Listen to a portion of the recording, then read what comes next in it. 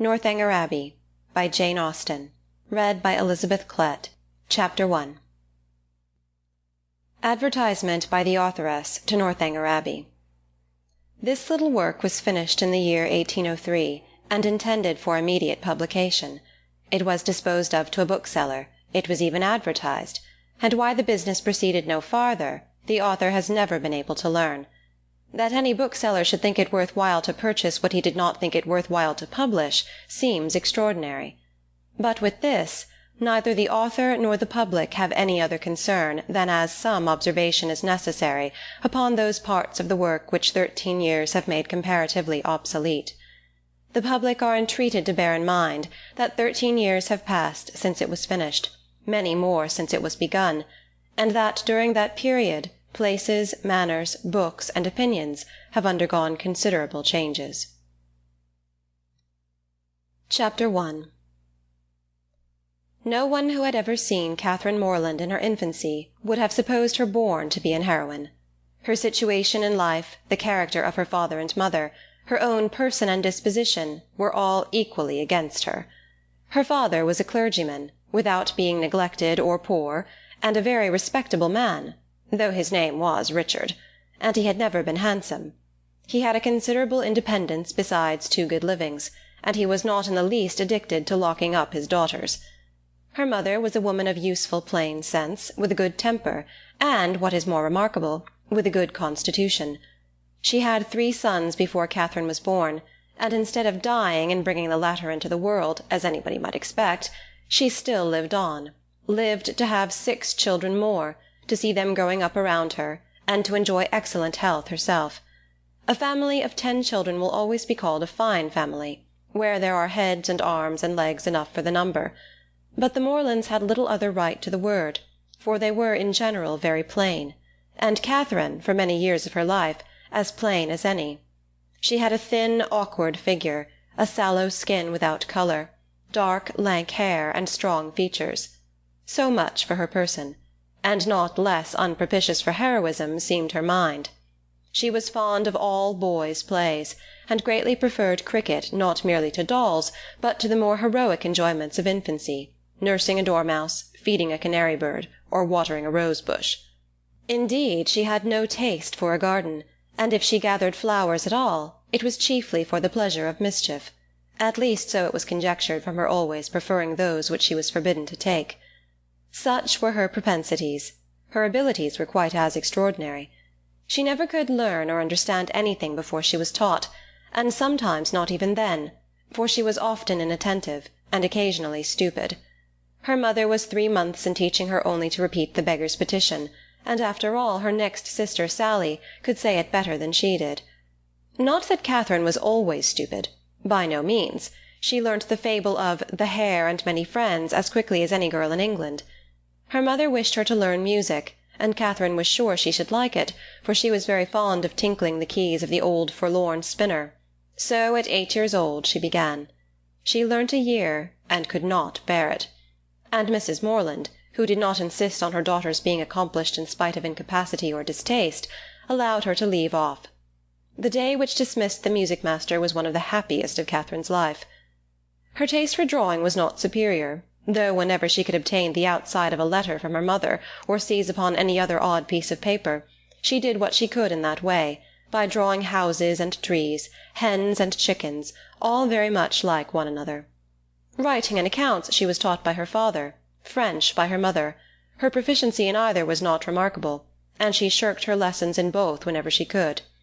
What a strange, unaccountable character! For with all these symptoms of profligacy at 10 years old, she had neither a bad heart nor a bad temper, was seldom stubborn, scarcely ever quarrelsome, and very kind to the little ones, with few interruptions of tyranny.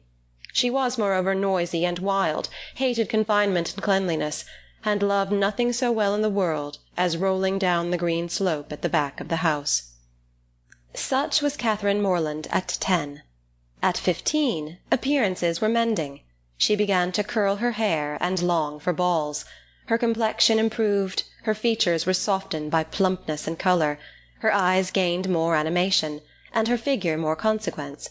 Her love of dirt gave way to an inclination for finery, and she grew clean as she grew smart. She had now the pleasure of sometimes hearing her father and mother remark on her personal improvement. "Catherine grows quite a good-looking girl. She is almost pretty to-day," were words which caught her ears now and then, and how welcome were the sounds.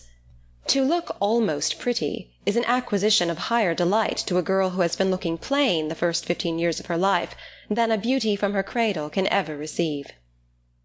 Mrs. Morland was a very good woman, and wished to see her children everything they ought to be, but her time was so much occupied in lying in and teaching the little ones that her elder daughters were inevitably left to shift for themselves, and it was not very wonderful that Catherine, who had by nature nothing heroic about her, should prefer cricket, baseball, riding on horseback, and running about the country at the age of 14, to books, or at least books of information, for, provided that nothing like useful knowledge could be gained from them, provided they were all story and no reflection, she had never any objection to books at all.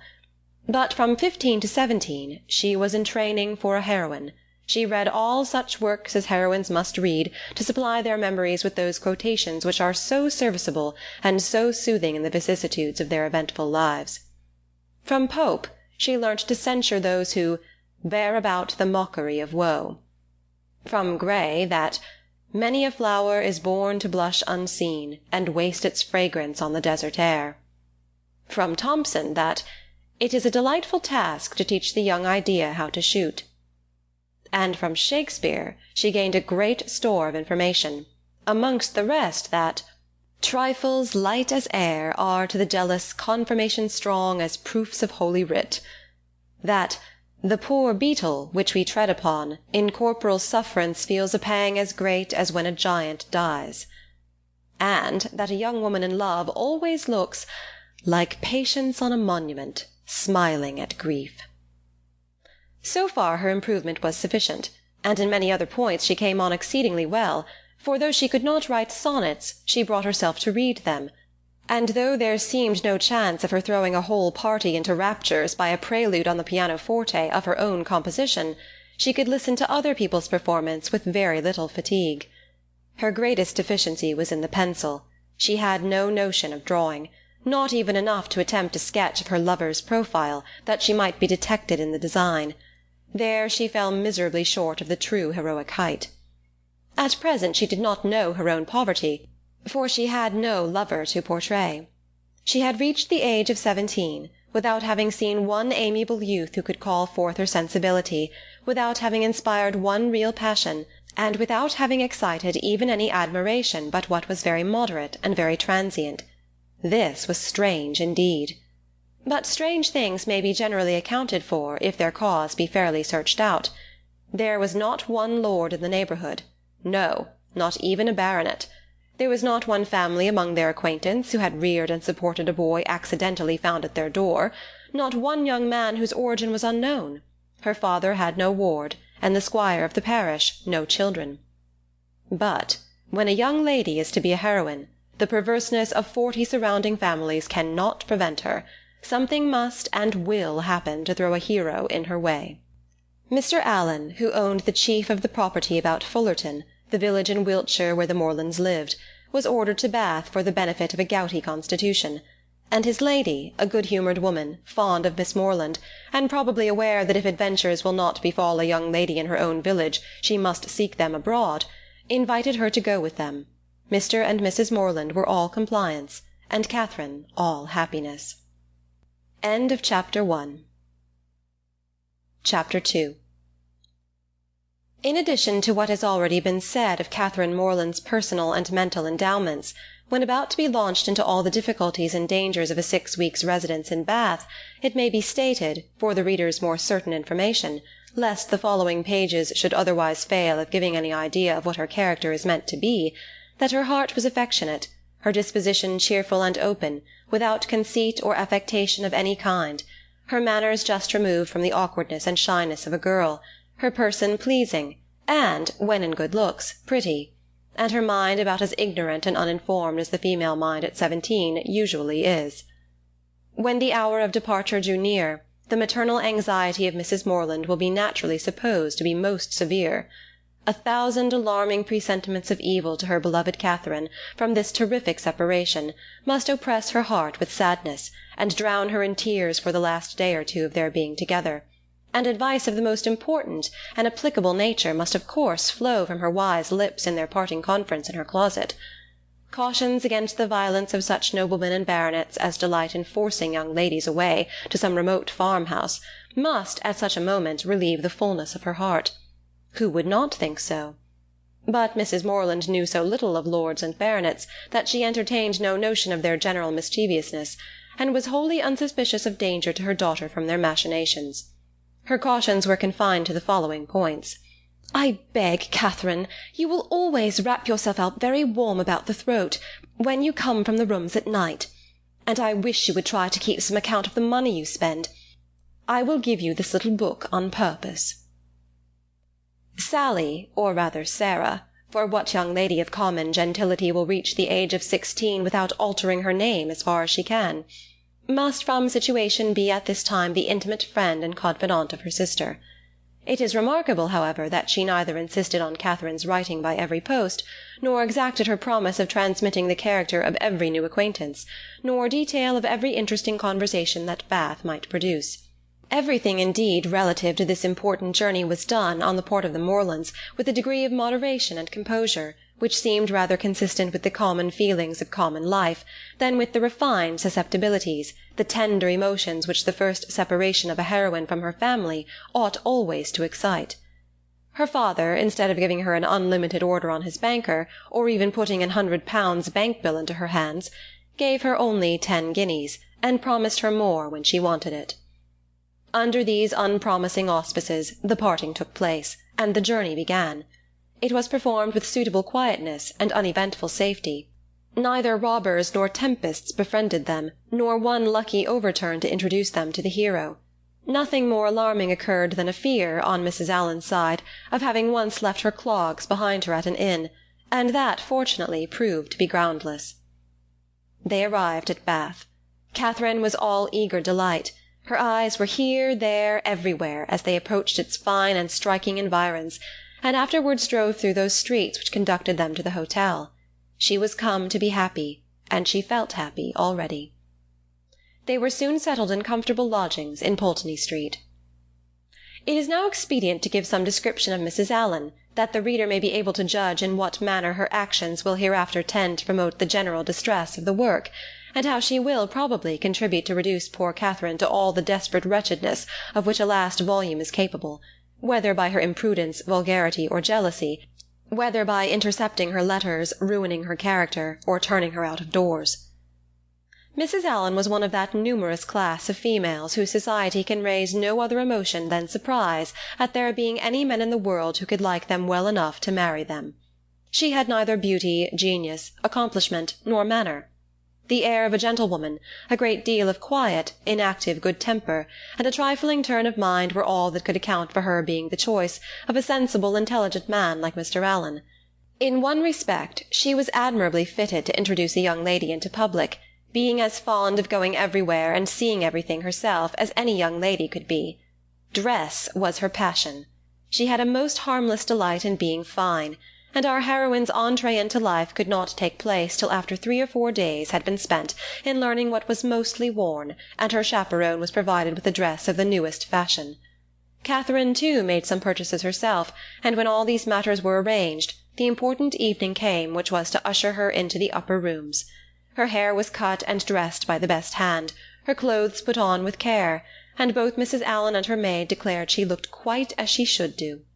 With such encouragement, Catherine hoped at least to pass uncensured through the crowd. As for admiration, it was always very welcome when it came, but she did not depend on it.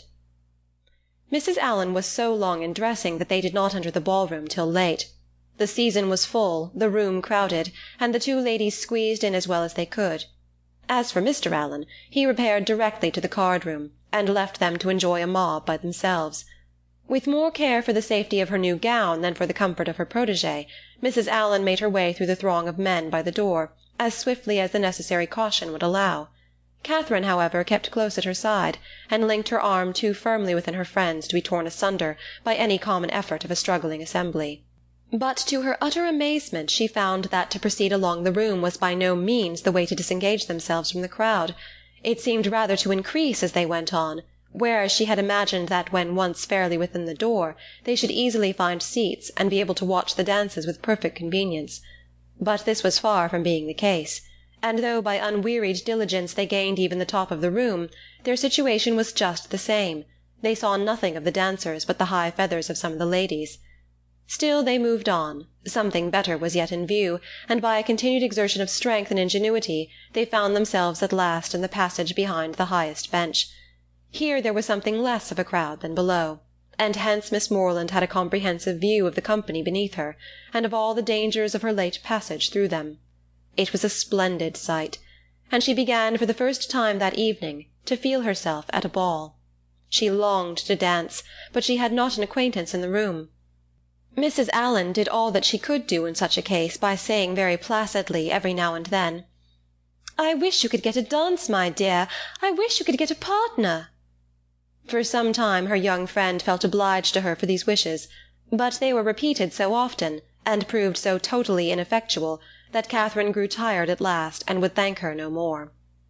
They were not long able, however, to enjoy the repose of the eminence they had so laboriously gained. Everybody was shortly in motion for tea, and they must squeeze out like the rest. Catherine began to feel something of disappointment. She was tired of being continually pressed against by people, the generality of whose faces possessed nothing to interest, and with all of whom she was so wholly unacquainted that she could not relieve the irksomeness of imprisonment by the exchange of a syllable with any of her fellow-captives. And when at last arrived in the tea-room, she felt yet more the awkwardness of having no party to join, no acquaintance to claim, no gentleman to assist them. They saw nothing of Mr. Allen, and after looking about them in vain for a more eligible situation, were obliged to sit down at the end of a table, at which a large party were already placed, without having anything to do there, or anything to speak to, except each other.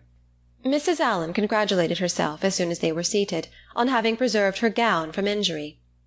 "It would have been very shocking to have it torn," said she. "Would it not? It is such a delicate muslin.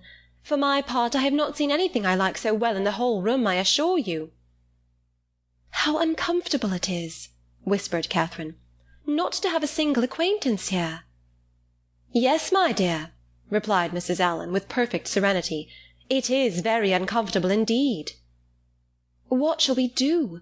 The gentlemen and ladies at this table look as if they wondered why we came here. We seem forcing ourselves into their party." "Ay, so we do. That is very disagreeable. I wish we had a large acquaintance here." "I wish we had any. It would be somebody to go to." "Very true, my dear, and if we knew anybody we would join them directly. The Skinners were here last year. I wish they were here now." "Had not we better go away as it is? Here are no tea-things for us, you see." "No more there are, indeed. How very provoking! But I think we had better sit still, for one gets so tumbled in such a crowd. How is my head, my dear? Somebody gave me a push that has hurt it, I am afraid." "No, indeed, it looks very nice. But, dear Mrs. Allen, are you sure there is nobody you know in all this multitude of people? I think you must know somebody." "I don't, upon my word. I wish I did. I wish I had a large acquaintance here with all my heart, and then I should get you a partner. I should be so glad to have you dance. There goes a strange-looking woman. What an odd gown she has got on. How old-fashioned it is. Look at the back." After some time they received an offer of tea from one of their neighbours. It was thankfully accepted, and this introduced a light conversation with the gentleman who offered it, which was the only time that anybody spoke to them during the evening, till they were discovered and joined by Mr. Allen when the dance was over. "Well, Miss Morland," said he directly, "I hope you have had an agreeable ball." "Very agreeable indeed," she replied, vainly endeavouring to hide a great yawn. "I wish she had been able to dance," said his wife. "I wish we could have got a partner for her. I have been saying how glad I should be if the Skinners were here this winter instead of last. Or if the Parrys had come, as they talked of once, she might have danced with George Parry. I am so sorry she has not had a partner." "We shall do better another evening, I hope," was Mr. Allen's consolation.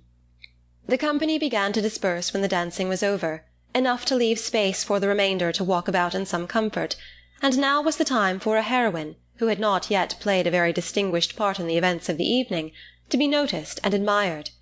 Every 5 minutes, by removing some of the crowd, gave greater openings for her charms. She was now seen by many young men who had not been near her before. Not one, however, started with rapturous wonder on beholding her, no whisper of eager inquiry ran round the room, nor was she once called a divinity by anybody. Yet Catherine was in very good looks, and had the company only seen her 3 years before, they would now have thought her exceedingly handsome. She was looked at, however, and with some admiration, for in her own hearing 2 gentlemen pronounced her to be a pretty girl. Such words had their due effect. She immediately thought the evening pleasanter than she had found it before. Her humble vanity was contented. She felt more obliged to the 2 young men for this simple praise than a true quality heroine would have been for 15 sonnets in celebration of her charms, and went to her chair in good humour with everybody, and perfectly satisfied with her share of public attention. Chapter 3. Every morning now brought its regular duties. Shops were to be visited, some new part of the town to be looked at, and the pump-room to be attended, where they paraded up and down for an hour, looking at everybody and speaking to no one. The wish of a numerous acquaintance in Bath was still uppermost with Mrs. Allen, and she repeated it after every fresh proof, which every morning brought, of her knowing nobody at all. They made their appearance in the lower rooms, and here fortune was more favourable to our heroine. The master of the ceremonies introduced to her a very gentleman-like young man as a partner. His name was Tilney. He seemed to be about 4 or 25, was rather tall, had a pleasing countenance, a very intelligent and lively eye, and, if not quite handsome, was very near it. His address was good, and Catherine felt herself in high luck. There was little leisure for speaking while they danced, but when they were seated at tea, she found him as agreeable as she had already given him credit for being. He talked with fluency and spirit, and there was an archness and pleasantry in his manner which interested, though it was hardly understood by her. After chatting some time on such matters as naturally arose from the objects around them, he suddenly addressed her with, "I have hitherto been very remiss, madam, in the proper attentions of a partner here. I have not yet asked you how long you have been in Bath, whether you were ever here before, whether you have been at the upper rooms, the theatre, and the concert, and how you like the place altogether. I have been very negligent. But are you now at leisure to satisfy me in these particulars? If you are, I will begin directly." "You need not give yourself that trouble, sir." "No trouble, I assure you, madam." Then, forming his features into a set smile, and affectedly softening his voice, he added with a simpering air, "Have you been long in Bath, madam?" "About a week, sir," replied Catherine, trying not to laugh. "Really?" with affected astonishment. "Why should you be surprised, sir?" "Why, indeed," said he in his natural tone. "But some emotion must appear to be raised by your reply, and surprise is more easily assumed, and not less reasonable than any other. Now let us go on. Were you never here before, madam?" "Never, sir." "Indeed? Have you yet honoured the upper rooms?" "Yes, sir. I was there last Monday." "Have you been to the theatre?" "Yes, sir. I was at the play on Tuesday." "To the concert?" "Yes, sir, on Wednesday." "And are you altogether pleased with Bath?" "Yes, I like it very well." "Now I must give one smirk, and then we may be rational again." Catherine turned away her head, not knowing whether she might venture to laugh. "I see what you think of me," said he gravely. "I shall make but a poor figure in your journal to-morrow." "My journal?" "Yes, I know exactly what you will say. Friday, went to the lower rooms, wore my sprigged muslin robe with blue trimmings, plain black shoes, appeared to much advantage, but was strangely harassed by a queer half-witted man who would make me dance with him, and distressed me by his nonsense." "Indeed, I shall say no such thing." "Shall I tell you what you ought to say?" "If you please." "I danced with a very agreeable young man, introduced by Mr. King, had a great deal of conversation with him, seems a most extraordinary genius, hope I may know more of him. That, madam, is what I wish you to say. But perhaps I keep no journal. Perhaps you are not sitting in this room, and I am not sitting by you. These are points in which a doubt is equally possible. Not keep a journal? How are your absent cousins to understand the tenor of your life in Bath without one? How are the civilities and compliments of every day to be related as they ought to be, unless noted down every evening in a journal? How are your various dresses to be remembered, and the particular state of your complexion, and curl of your hair to be described in all their diversities, without having constant recourse to a journal? My dear madam, I am not so ignorant of young ladies' ways as you wish to believe me. It is this delightful habit of journaling which largely contributes to form the easy style of writing, for which ladies are so generally celebrated. Everybody allows that the talent of writing agreeable letters is peculiarly female. Nature may have done something, but I am sure it must be essentially assisted by the practice of keeping a journal. I have sometimes thought, said Catherine doubtingly, whether ladies do write so much better letters than gentlemen. That is, I should not think the superiority was always on our side. As far as I have had opportunity of judging, it appears to me that the usual style of letter-writing among women is faultless, except in 3 particulars. And what are they? A general deficiency of subject, a total inattention to stops, and a very frequent ignorance of grammar. Upon my word, I need not have been afraid of disclaiming the compliment. You do not think too highly of us in that way. I should no more lay it down as a general rule that women write better letters than men, than that they sing better duets or draw better landscapes. In every power of which taste is the foundation, excellence is pretty fairly divided between the sexes. They were interrupted by Mrs. Allen. My dear Catherine, said she, do take this pin out of my sleeve. I am afraid it has torn a hole already. I shall be quite sorry if it has, for this is a favourite gown, though it cost but 9 shillings a yard. That is exactly what I should have guessed it, madam, said Mr. Tilney, looking at the muslin. Do you understand muslins, sir? Particularly well. I always buy my own cravats, and am allowed to be an excellent judge, and my sister has often trusted me in the choice of a gown. I bought one for her the other day, and it was pronounced to be a prodigious bargain by every lady who saw it. I gave but 5 shillings a yard for it, and a true Indian muslin. Mrs. Allen was quite struck by his genius. Men commonly take so little notice of those things, said she. I can never get Mr. Allen to know one of my gowns from another. You must be a great comfort to your sister, sir. I hope I am, madam. And pray, sir, what do you think of Miss Morland's gown? It is very pretty, madam, said he, gravely examining it. But I do not think it will wash well. I am afraid it will fray. How can you, said Catherine, laughing, be so, she had almost said, strange. I am quite of your opinion, sir, replied Mrs. Allen, and so I told Miss Morland when she bought it. But then you know, madam, muslin always turns to some account or other. Miss Morland will get enough out of it for a handkerchief, or a cap, or a cloak. Muslin can never be said to be wasted. I have heard my sister say so 40 times, when she has been extravagant in buying more than she wanted, or careless in cutting it to pieces. Bath is a charming place, sir. There are so many good shops here. We are sadly off in the country, not but what we have very good shops in Salisbury, but it is so far to go. 8 miles is a long way. Mr. Allen says it is 9, measured 9, but I am sure it cannot be more than 8, and it is such a fag. I come back tired to death. Now here one can step out of doors and get a thing in 5 minutes.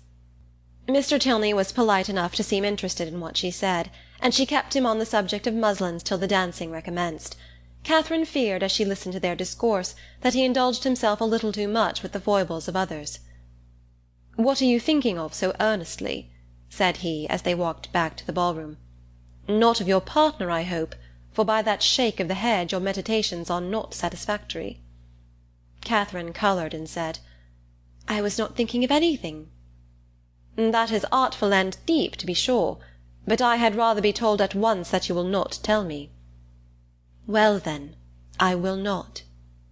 Thank you, for now we shall soon be acquainted, as I am authorized to tease you on this subject whenever we meet, and nothing in the world advances intimacy so much. They danced again, and when the assembly closed, parted, on the ladies' side at least, with a strong inclination for continuing the acquaintance. Whether she thought of him so much, while she drank her warm wine and water, and prepared herself for bed, as to dream of him when there, cannot be ascertained, but I hope it was no more than in a slight slumber, or morning doze at most, for if it be true, as a celebrated writer has maintained, that no young lady can be justified in falling in love before the gentleman's love is declared, it must be very improper that a young lady should dream of a gentleman before the gentleman is first known to have dreamt of her. How proper Mr. Tilney might be as a dreamer or a lover had not yet perhaps entered Mr. Allen's head, but that he was not objectionable as a common acquaintance for his young charge, he was on inquiry satisfied, for he had early in the evening taken pains to know who her partner was, and had been assured of Mr. Tilney's being a clergyman, and of a very respectable family in Gloucestershire.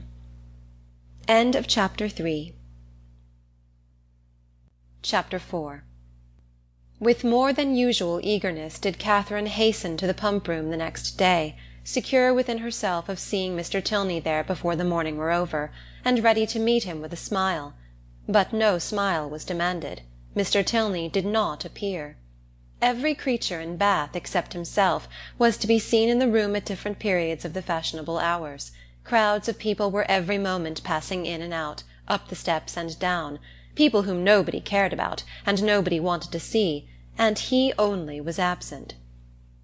"What a delightful place Bath is!"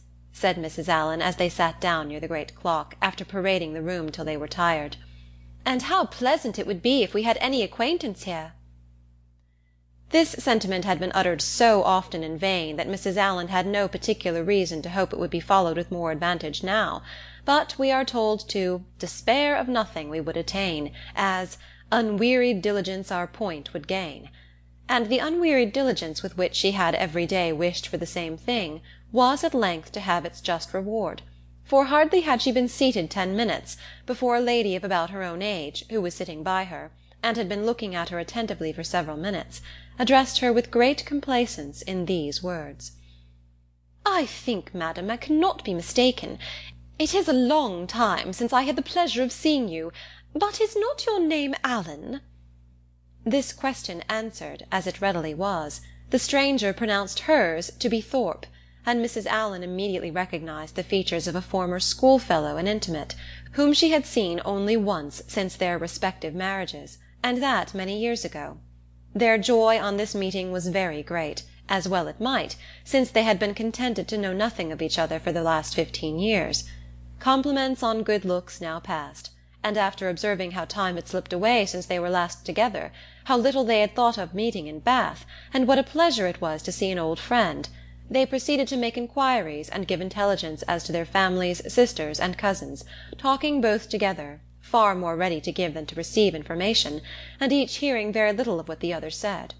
Mrs. Thorpe, however, had one great advantage as a talker over Mrs. Allen, in a family of children, and when she expatiated on the talents of her sons and the beauty of her daughters, when she related their different situations and views, that John was at Oxford, Edward at Merchant Taylor's, and William at sea, and all of them more beloved and respected in their different station than any other 3 beings ever were, Mrs. Allen had no similar information to give, no similar triumphs to press on the unwilling and unbelieving ear of her friend, and was forced to sit and appear to listen to all these maternal effusions, consoling herself, however, with the discovery, which her keen eye soon made, that the lace on Mrs. Thorpe's pelisse was not half so handsome as that on her own.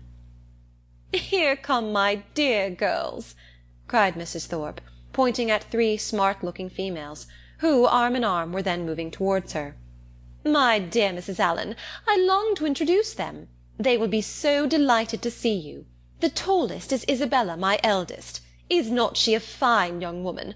The others are very much admired too, but I believe Isabella is the handsomest." The Miss Thorpes were introduced, and Miss Morland, who had been for a short time forgotten, was introduced likewise.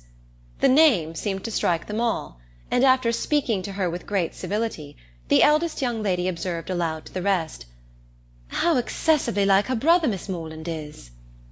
"The very picture of him indeed!" cried the mother. And "I should have known her anywhere for his sister." was repeated by them all 2 or 3 times over. For a moment Catherine was surprised, but Mrs. Thorpe and her daughters had scarcely begun the history of their acquaintance with Mr. James Morland before she remembered that her eldest brother had lately formed an intimacy with a young man of his own college, of the name of Thorpe, and that he had spent the last week of the Christmas vacation with his family near London. The whole being explained, many obliging things were said by the Miss Thorpes of their wish of being better acquainted with her, of being considered as already friends, through the friendship of their brothers, etc., which Catherine heard with pleasure, and answered with all the pretty expressions she could command; and, as the first proof of amity, she was soon invited to accept an arm of the eldest Miss Thorpe, and take a turn with her about the room. Catherine was delighted with this extension of her Bath acquaintance, and almost forgot Mr. Tilney while she talked to Miss Thorpe. Friendship is certainly the finest balm for the pangs of disappointed love. Their conversation turned upon those subjects, of which the free discussion has generally much to do in perfecting a sudden intimacy between two young ladies, such as dress, balls, flirtations, and quizzes. Miss Thorpe, however, being 4 years older than Miss Morland, and at least 4 years better informed, had a very decided advantage in discussing such points. She could compare the balls of Bath with those of Tunbridge, its fashions with the fashions of London, could rectify the opinions of her new friend in many articles of tasteful attire, could discover a flirtation between any gentleman and lady who only smiled on each other, and point out a quiz through the thickness of a crowd. These powers received due admiration from Catherine, to whom they were entirely new, and the respect which they naturally inspired might have been too great for familiarity, had not the easy gaiety of Miss Thorpe's manners, and her frequent expressions of delight on this acquaintance with her, softened down every feeling of awe, and left nothing but tender affection.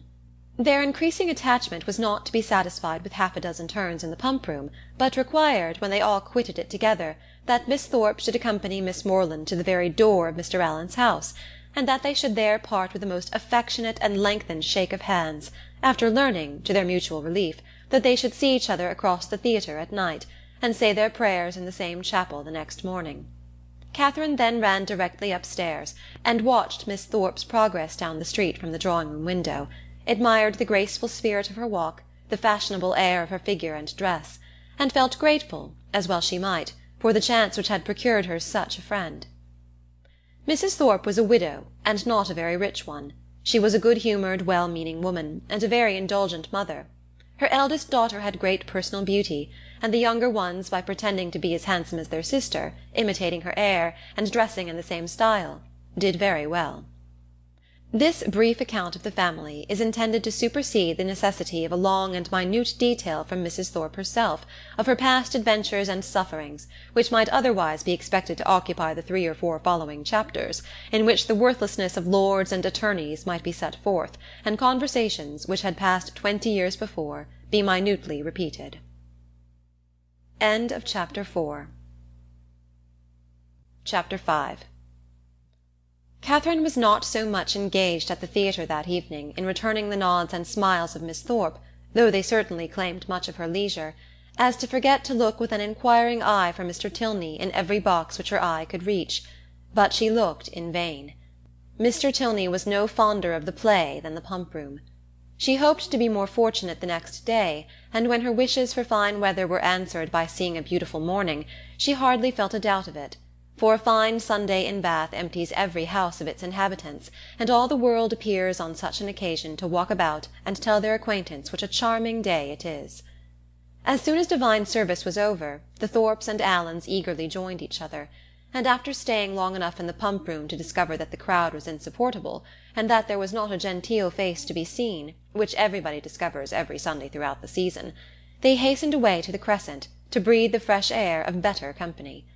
Here Catherine and Isabella, arm in arm, again tasted the sweets of friendship in an unreserved conversation. They talked much, and with much enjoyment, but again was Catherine disappointed in her hope of re-seeing her partner. He was nowhere to be met with. Every search for him was equally unsuccessful, in morning lounges or evening assemblies, neither at the upper nor lower rooms, at dressed or undressed balls was he perceivable, nor among the walkers, the horsemen, or the curricle drivers of the morning. His name was not in the pump-room book, and curiosity could do no more. He must be gone from Bath. Yet he had not mentioned that his stay would be so short. This sort of mysteriousness, which is always so becoming in a hero, threw a fresh grace in Catherine's imagination around his person and manners, and increased her anxiety to know more of him. From the Thorpes she could learn nothing, for they had been only 2 days in Bath before they met with Mrs. Allen. It was a subject, however, in which she often indulged with her fair friend, from whom she received every possible encouragement to continue to think of him, and his impression on her fancy was not suffered therefore to weaken. Isabella was very sure that he must be a charming young man, and was equally sure that he must have been delighted with her dear Catherine, and would therefore shortly return. She liked him the better for being a clergyman, for she must confess herself very partial to the profession, and something like a sigh escaped her as she said it. Perhaps Catherine was wrong in not demanding the cause of that gentle emotion, but she was not experienced enough in the finesse of love, or the duties of friendship, to know when delicate raillery was properly called for, or when a confidence should be forced. Mrs. Allen was now quite happy, quite satisfied with Bath. She had found some acquaintance, had been so lucky too as to find in them the family of a most worthy old friend, and, as the completion of good fortune, had found these friends by no means so expensively dressed as herself. Her daily expressions were no longer, "I wish we had some acquaintance in Bath." They were changed into, "How glad I am we have met with Mrs. Thorpe!" And she was as eager in promoting the intercourse of the two families as her young charge and Isabella themselves could be, never satisfied with the day unless she spent the chief of it by the side of Mrs. Thorpe, in what they called conversation, but in which there was scarcely ever any exchange of opinion, and not often any resemblance of subject, for Mrs. Thorpe talked chiefly of her children, and Mrs. Allen of her gowns. The progress of the friendship between Catherine and Isabella was quick as its beginnings had been warm, and they passed so rapidly through every gradation of increasing tenderness that there was shortly no fresh proof of it to be given to their friends or themselves. They called each other by their Christian name, were always arm in arm when they walked, pinned up each other's train for the dance, and were not to be divided in the set, and if a rainy morning deprived them of other enjoyments, they were still resolute in meeting in defiance of wet and dirt, and shut themselves up to read novels together. Yes, novels! For I will not adopt that ungenerous and impolitic custom so common with novel writers, of degrading by their contemptuous censure the very performances, to the number of which they are themselves adding, joining with their greatest enemies in bestowing the harshest epithets on such works, and scarcely ever permitting them to be read by their own heroine, who, if she accidentally takes up a novel, is sure to turn over its insipid pages with disgust. Alas! If the heroine of one novel be not patronized by the heroine of another, from whom can she expect protection and regard? I cannot approve of it. Let us leave it to the reviewers to abuse such effusions of fancy at their leisure, and over every new novel to talk in threadbare strains of the trash with which the press now groans. Let us not desert one another. We are an injured body. Although our productions have afforded more extensive and unaffected pleasure than those of any other literary corporation in the world, no species of composition has been so much decried. From pride, ignorance, or fashion, our foes are almost as much as our readers; and while the abilities of the 900th abridger of the History of England, or of the man who collects and publishes in a volume some dozen lines of Milton, Pope, or Prior, with a paper from the Spectator, and a chapter from Sterne, are eulogized by 1,000 pens, there seems almost a general wish of decrying the capacity and undervaluing the labor of the novelist, and of slighting the performances which have only genius, wit, and taste to recommend them. I am no novel reader. I seldom look into novels. Do not imagine that I often read novels. It is really very well for a novel. Such is the common cant. And what are you reading, miss? Oh, it is only a novel, replies the young lady, while she lays down her book with an affected indifference or momentary shame. It is only Cecilia, or Camilla, or Belinda. Or, in short, only some work in which the greatest powers of the mind are displayed, in which the most thorough knowledge of human nature, the happiest delineation of its varieties, the liveliest effusions of wit and humour, are conveyed to the world in the best chosen language. Now, had the same young lady been engaged with a volume of the Spectator, instead of such a work, how proudly would she have produced the book and told its name! Though the chances must be against her being occupied by any part of that voluminous publication, of which either the manner or matter would not disgust a young person of taste, the substance of its papers so often consisting in the statement of improbable circumstances, unnatural characters, and topics of conversation which no longer concern any one living, and their language, too, frequently so coarse as to give no very favourable idea of the age that could endure it. Chapter 6. The following conversation, which took place between the two friends in the pump-room one morning, after an acquaintance of 8 or 9 days, is given as a specimen of their very warm attachment, and of the delicacy, discretion, originality of thought, and literary taste which marked the reasonableness of that attachment.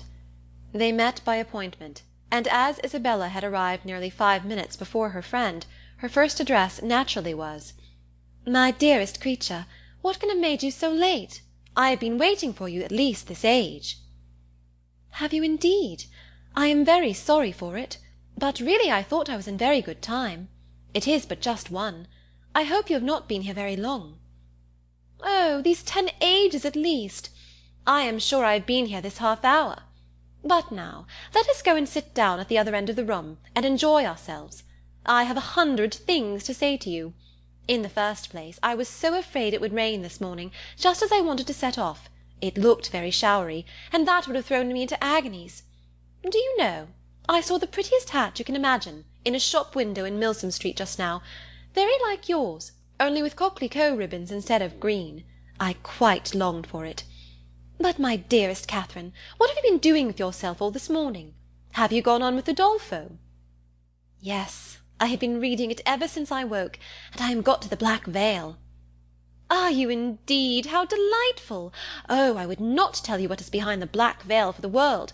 Are not you wild to know?" "Oh, yes, quite. What can it be? But do not tell me. I would not be told upon any account. I know it must be a skeleton. I am sure it is Laurentina's skeleton. Oh, I am delighted with the book. I should like to spend my whole life in reading it. I assure you, if it had not been to meet you, I would not have come away from it for all the world." "Dear creature, how much I am obliged to you! And when you have finished Udolpho, we will read the Italian together, and I have made out a list of 10 or 12 more of the same kind for you." "Have you indeed? How glad I am! What are they all?" "I will read you their names directly. Here they are in my pocket-book. Castle of Wolfenbach, Clermont, Mysterious Warnings, Necromancer of the Black Forest, Midnight Bell, Orphan of the Rhine, and Horrid Mysteries. Those will last us some time." "Yes, pretty well. But are they all horrid? Are you sure they are all horrid?" "Yes, quite sure, for a particular friend of mine, a Miss Andrews, a sweet girl, one of the sweetest creatures in the world, has read every one of them. I wish you knew Miss Andrews. You would be delighted with her. She is netting herself the sweetest cloak you can conceive. I think her as beautiful as an angel, and I am so vexed with the men for not admiring her. I scold them all amazingly about it." "Scold them? Do you scold them for not admiring her?" "Yes, that I do. There is nothing I would not do for those who are really my friends. I have no notion of loving people by halves. It is not my nature. My attachments are always excessively strong. I told Captain Hunt at one of our assemblies this winter that if he was to tease me all night I would not dance with him, unless he would allow Miss Andrews to be as beautiful as an angel. The men think us incapable of real friendship, you know, and I am determined to show them the difference. Now, if I were to hear anybody speak slightingly of you, I should fire up in a moment. But that is not at all likely, for you are just the kind of girl to be a great favourite with the men." "Oh, dear!" cried Catherine, colouring. "How can you say so?" "I know you very well. You have so much animation, which is exactly what Miss Andrews wants, for I must confess there is something amazingly insipid about her. Oh, I must tell you that just after we parted yesterday I saw a young man looking at you so earnestly, I am sure he is in love with you." Catherine coloured and disclaimed again. Isabella laughed. "It is very true, upon my honour, but I see how it is. You are indifferent to everybody's admiration, except that of one gentleman who shall be nameless. Nay, I cannot blame you. Speaking more seriously, your feelings are easily understood. Where the heart is really attached, I know very well how little one can be pleased with the attention of anybody else. Everything is so insipid, so uninteresting, that does not relate to the beloved object. I can perfectly comprehend your feelings. But you should not persuade me that I think so very much about Mr. Tilney, for perhaps I may never see him again. Not see him again? My dearest creature, do not talk of it. I am sure you would be miserable if you thought so. No, indeed, I should not. I do not pretend to say that I was not very much pleased with him, but while I have Udolpho to read, I feel as if nobody could make me miserable. Oh, the dreadful black veil! My dear Isabella, I am sure there must be Laurentina's skeleton behind it. It is so odd to me that you should never have read Udolpho before, but I suppose Mrs. Morland objects to novels. No, she does not. She very often reads Sir Charles Grandison herself, but new books do not fall in our way. Sir Charles Grandison! That is an amazing horrid book, is it not? I remember Miss Andrews could not get through the first volume. It is not like Udolpho at all, but yet I think it is very entertaining. Do you indeed? You surprise me. I thought it had not been readable. But, my dearest Catherine, have you settled what to wear in your head to-night?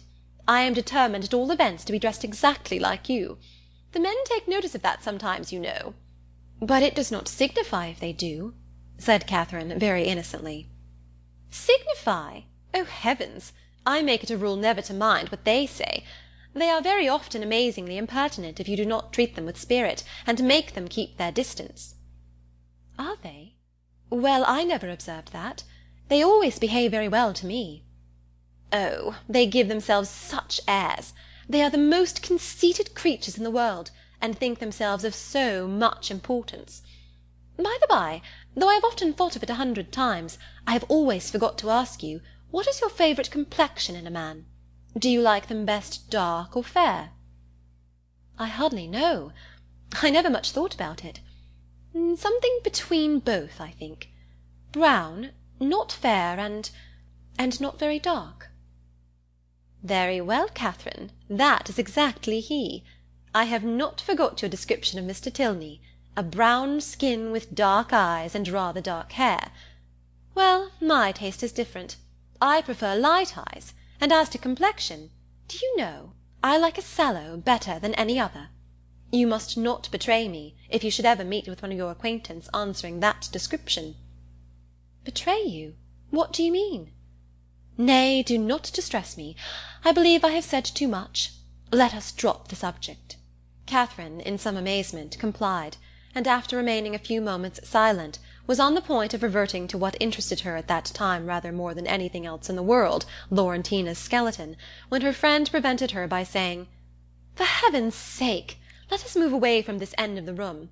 Do you know, there are 2 odious young men who have been staring at me this half-hour. They really put me quite out of countenance. Let us go and look at the arrivals. They will hardly follow us there."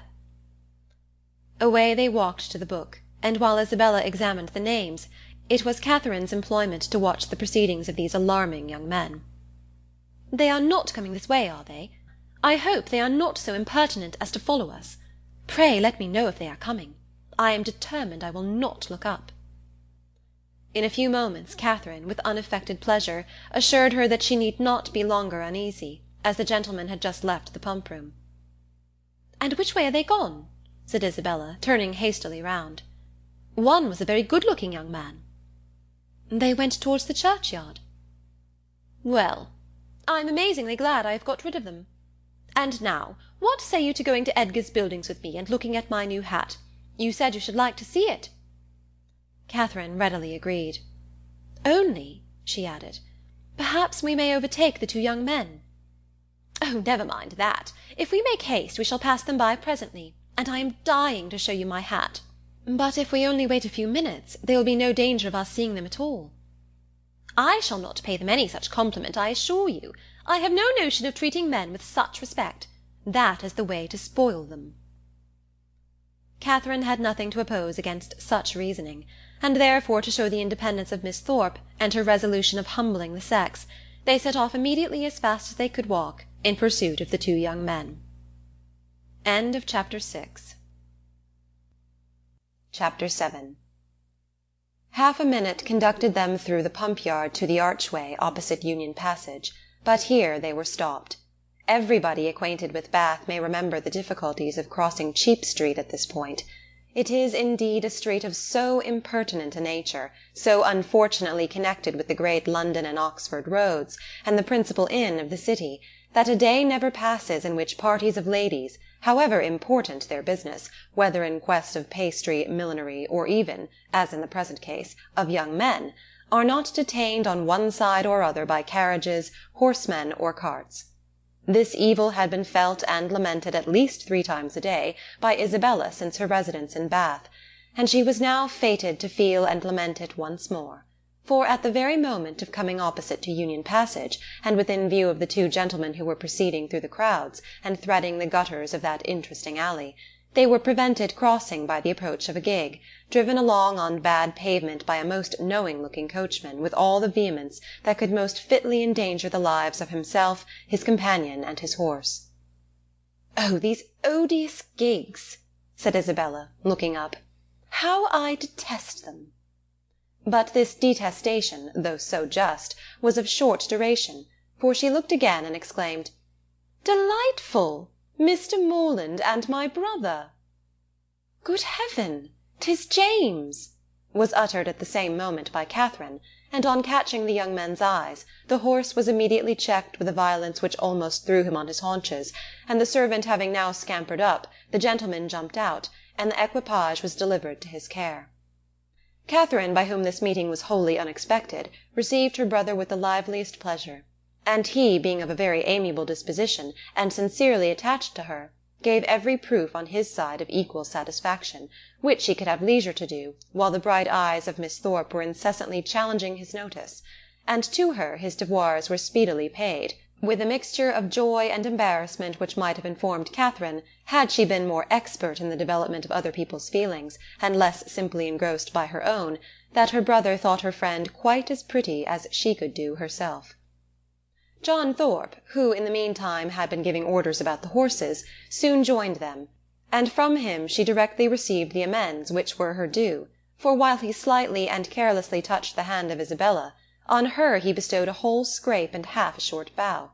He was a stout young man of middling height, who, with a plain face and ungraceful form, seemed fearful of being too handsome unless he wore the dress of a groom, and too much like a gentleman unless he were easy where he ought to be civil, and impudent where he might be allowed to be easy. He took out his watch. "How long do you think we have been running it from Tetbury, Miss Morland?" "I do not know the distance."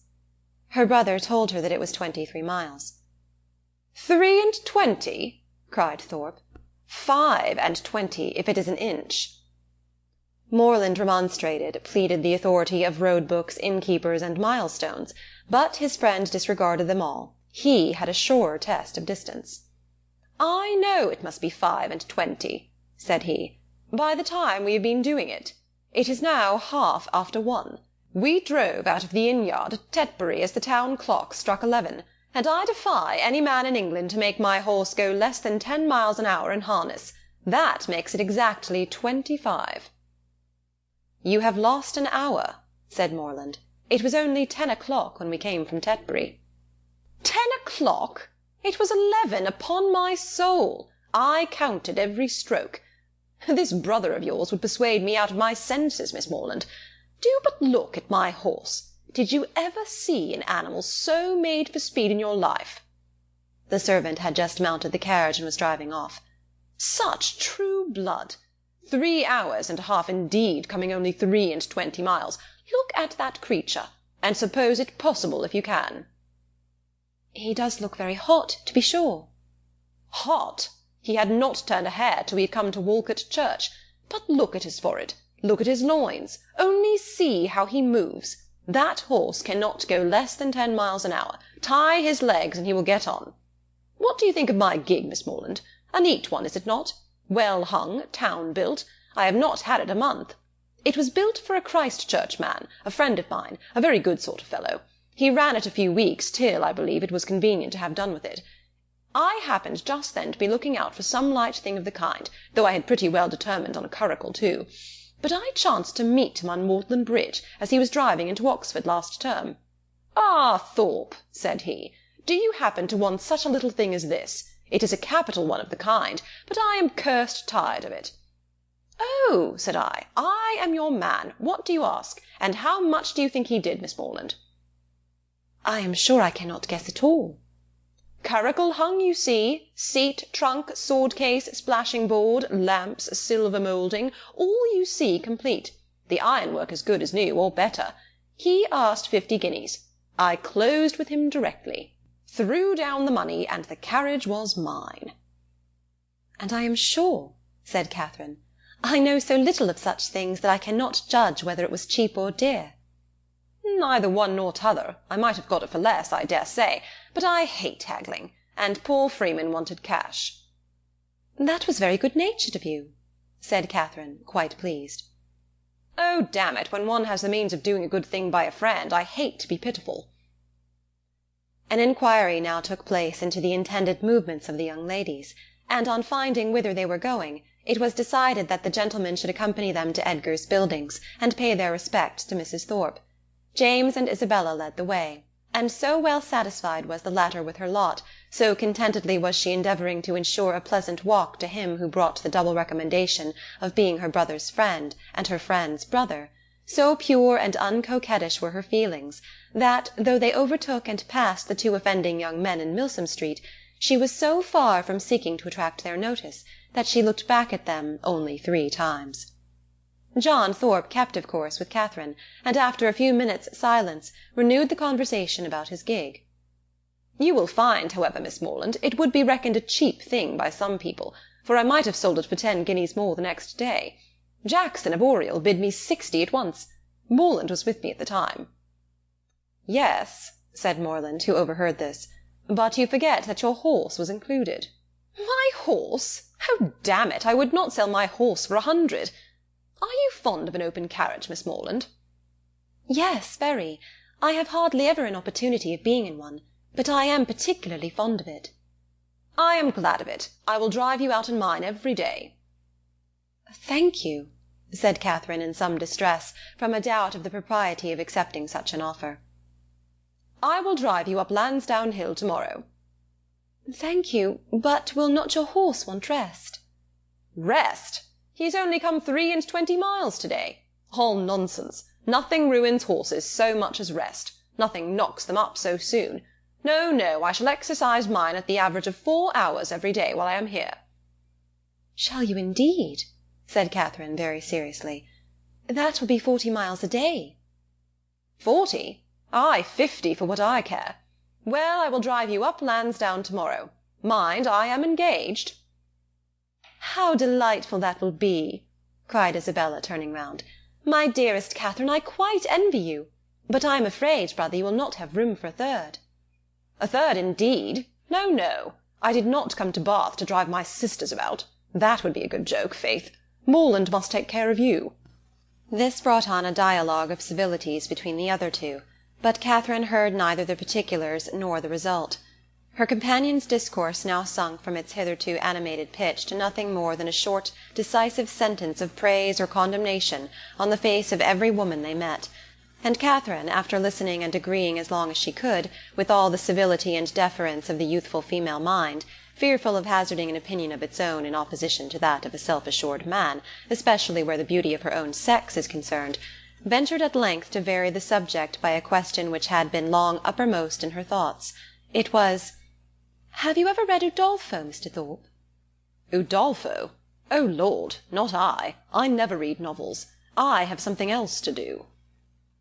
Catherine, humbled and ashamed, was going to apologize for her question, but he prevented her by saying, "Novels are all so full of nonsense and stuff. There has not been a tolerably decent one come out since Tom Jones, except The Monk. I read that t'other day, but as for all the others, they are the stupidest things in creation." "I think you must like Udolpho, if you were to read it. It is so very interesting." "Not I, faith. No, if I read any, it shall be Mrs. Radcliffe's. Her novels are amusing enough. They are worth reading. Some fun and nature in them." "Udolpho was written by Mrs. Radcliffe?" said Catherine, with some hesitation, from the fear of mortifying him. No, sure, was it? Ay, I remember so it was. I was thinking of that other stupid book, written by that woman they make such a fuss about, she who married the French emigrant. I suppose you mean Camilla? Yes, that's the book. Such unnatural stuff. An old man playing at see-saw. I took up the first volume once and looked it over, but I soon found it would not do. Indeed, I guessed what sort of stuff it must be before I saw it. As soon as I heard she had married an emigrant, I was sure I should never be able to get through it. I have never read it. You had no loss, I assure you. It is the horridest nonsense you can imagine. There is nothing in the world in it but an old man's playing at see-saw and learning Latin. Upon my soul, there is not. This critique, the justness of which was unfortunately lost on poor Catherine, brought them to the door of Mrs. Thorpe's lodgings, and the feelings of the discerning and unprejudiced reader of Camilla gave way to the feelings of the dutiful and affectionate son, as they met Mrs. Thorpe, who had descried them from above in the passage. "Ah, mother, how do you do?" said he, giving her a hearty shake of the hand. "Where did you get that quiz of a hat? It makes you look like an old witch. Here is Morland and I come to stay a few days with you, so you must look out for a couple of good beds somewhere near." And this address seemed to satisfy all the fondest wishes of the mother's heart, for she received him with the most delighted and exulting affection. On his two younger sisters he then bestowed an equal portion of his fraternal tenderness, for he asked each of them how they did, and observed that they both looked very ugly. These manners did not please Catherine, but he was James's friend and Isabella's brother, and her judgment was further brought off by Isabella's assuring her, when they withdrew to see the new hat, that John thought her the most charming girl in the world, and by John's engaging her before they parted to dance with him that evening. Had she been older or vainer, such attacks might have done little, but where youth and diffidence are united, it requires uncommon steadiness of reason to resist the attraction of being called the most charming girl in the world, and of being so very early engaged as a partner. And the consequence was that, when the two Morlands, after sitting an hour with the Thorpes, set off to walk together to Mr. Allen's, and James, as the door was closed on them, said, "Well, Catherine, how do you like my friend Thorpe?" Instead of answering, as she probably would have done, had there been no friendship and no flattery in the case, "I do not like him at all," she directly replied, "I like him very much. He seems very agreeable." "He is as good-natured a fellow as ever lived. A little of a rattle, but that will recommend him to your sex, I believe. And how do you like the rest of the family?" "Very, very much indeed. Isabella particularly." "I am very glad to hear you say so. She is just the kind of young woman I could wish to see you attached to. She has so much good sense, and is so thoroughly unaffected and amiable. I always wanted you to know her, and she seems very fond of you. She said the highest things in your praise that could possibly be, and the praise of such a girl as Miss Thorpe even you, Catherine," taking her hand with affection, "may be proud of." "Indeed I am," she replied. "I love her exceedingly, and am delighted to find that you like her too. You hardly mentioned anything of her when you wrote to me after your visit there." "Because I thought I should soon see you myself. I hope you'll be a great deal together while you are in Bath. She is a most amiable girl, such a superior understanding. How fond all the family are of her! She is evidently the general favourite, and how much she must be admired in such a place as this. Is not she?"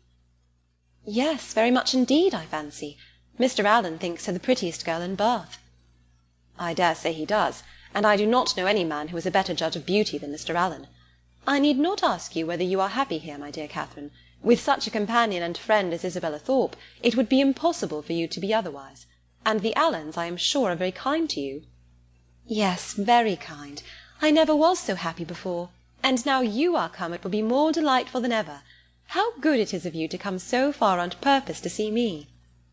James accepted this tribute of gratitude, and qualified his conscience for accepting it too, by saying with perfect sincerity, "Indeed, Catherine, I love you dearly."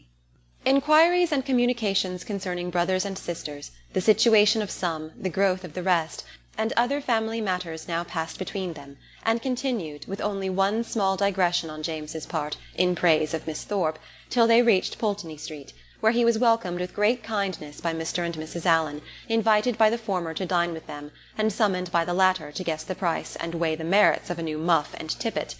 A pre-engagement in Edgar's Buildings prevented his accepting the invitation of one friend, and obliged him to hurry away as soon as he had satisfied the demands of the other. The time of the two parties uniting in the octagon room being correctly adjusted, Catherine was then left to the luxury of a raised, restless, and frightened imagination over the pages of Udolpho, lost from all worldly concerns of dressing and dinner, incapable of soothing Mrs. Allen's fears on the delay of an expected dressmaker, and having only 1 minute and 60 to bestow even on the reflection of her own felicity in being already engaged for the evening. Chapter 8. In spite of Udolpho and the dressmaker, however, the party from Pulteney Street reached the upper rooms in very good time. The Thorpes and James Morland were there only 2 minutes before them, and Isabella, having gone through the usual ceremonial of meeting her friend with the most smiling and affectionate haste, of admiring the set of her gown, and envying the curl of her hair, they followed their chaperons arm in arm into the ballroom, whispering to each other whenever a thought occurred, and supplying the place of many ideas by a squeeze of the hand or a smile of affection.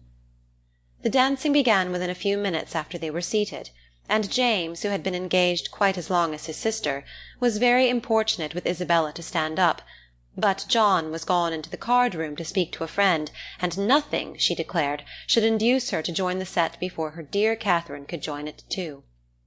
"I assure you," said she, "I would not stand up without your dear sister for all the world, for if I did we should certainly be separated the whole evening."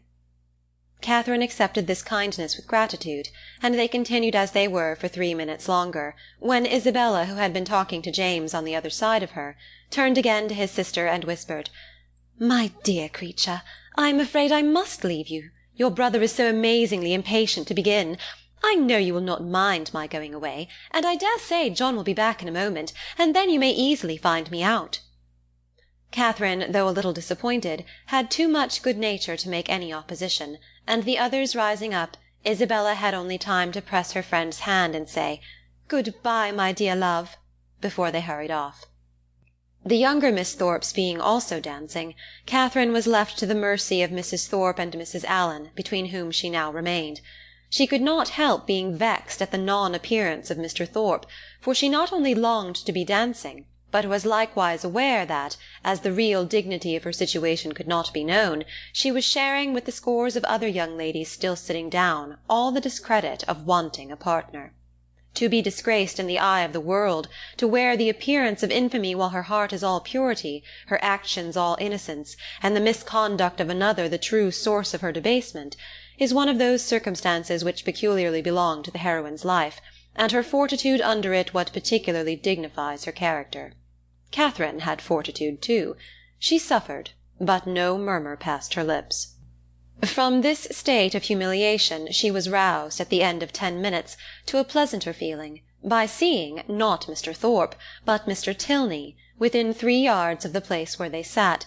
He seemed to be moving that way, but he did not see her, and therefore the smile and the blush which his sudden reappearance raised in Catherine passed away without sullying her heroic importance. He looked as handsome and as lively as ever, and was talking with interest to a fashionable and pleasing-looking young woman, who leant on his arm, and whom Catherine immediately guessed to be his sister, thus unthinkingly throwing away a fair opportunity of considering him lost to her forever by being married already. But guided only by what was simple and probable, it had never entered her head that Mr. Tilney could be married. He had not behaved, he had not talked like the married men to whom she had been used. He had never mentioned a wife, and he had acknowledged a sister. From these circumstances sprang the instant conclusion of his sister's now being by his side, and therefore, instead of turning of a death-like paleness and falling in a fit on Mrs. Allen's bosom, Catherine sat erect, in the perfect use of her senses, and with cheeks only a little redder than usual. Mr. Tilney and his companion, who continued, though slowly, to approach, were immediately preceded by a lady, an acquaintance of Mrs. Thorpe, and this lady stopping to speak to her, they, as belonging to her, stopped likewise, and Catherine, catching Mr. Tilney's eye, instantly received from him the smiling tribute of recognition. She returned it with pleasure, and then advancing still nearer, he spoke both to her and Mrs. Allen, by whom he was very civilly acknowledged. "I am very happy to see you again, sir, indeed. I was afraid you had left Bath." He thanked her for her fears, and said that he had quitted it for a week, on the very morning after his having had the pleasure of seeing her. "Well, sir, and I dare say you are not sorry to be back again, for it is just the place for young people, and indeed for everybody else too. I tell Mr. Allen, when he talks of being sick of it, that I am sure he should not complain, for it is so very agreeable a place, that it is much better to be here than at home at this dull time of year. I tell him he is quite in luck to be sent here for his health." "And I hope, madam, that Mr. Allen will be obliged to like the place from finding it of service to him." "Thank you, sir, I have no doubt that he will.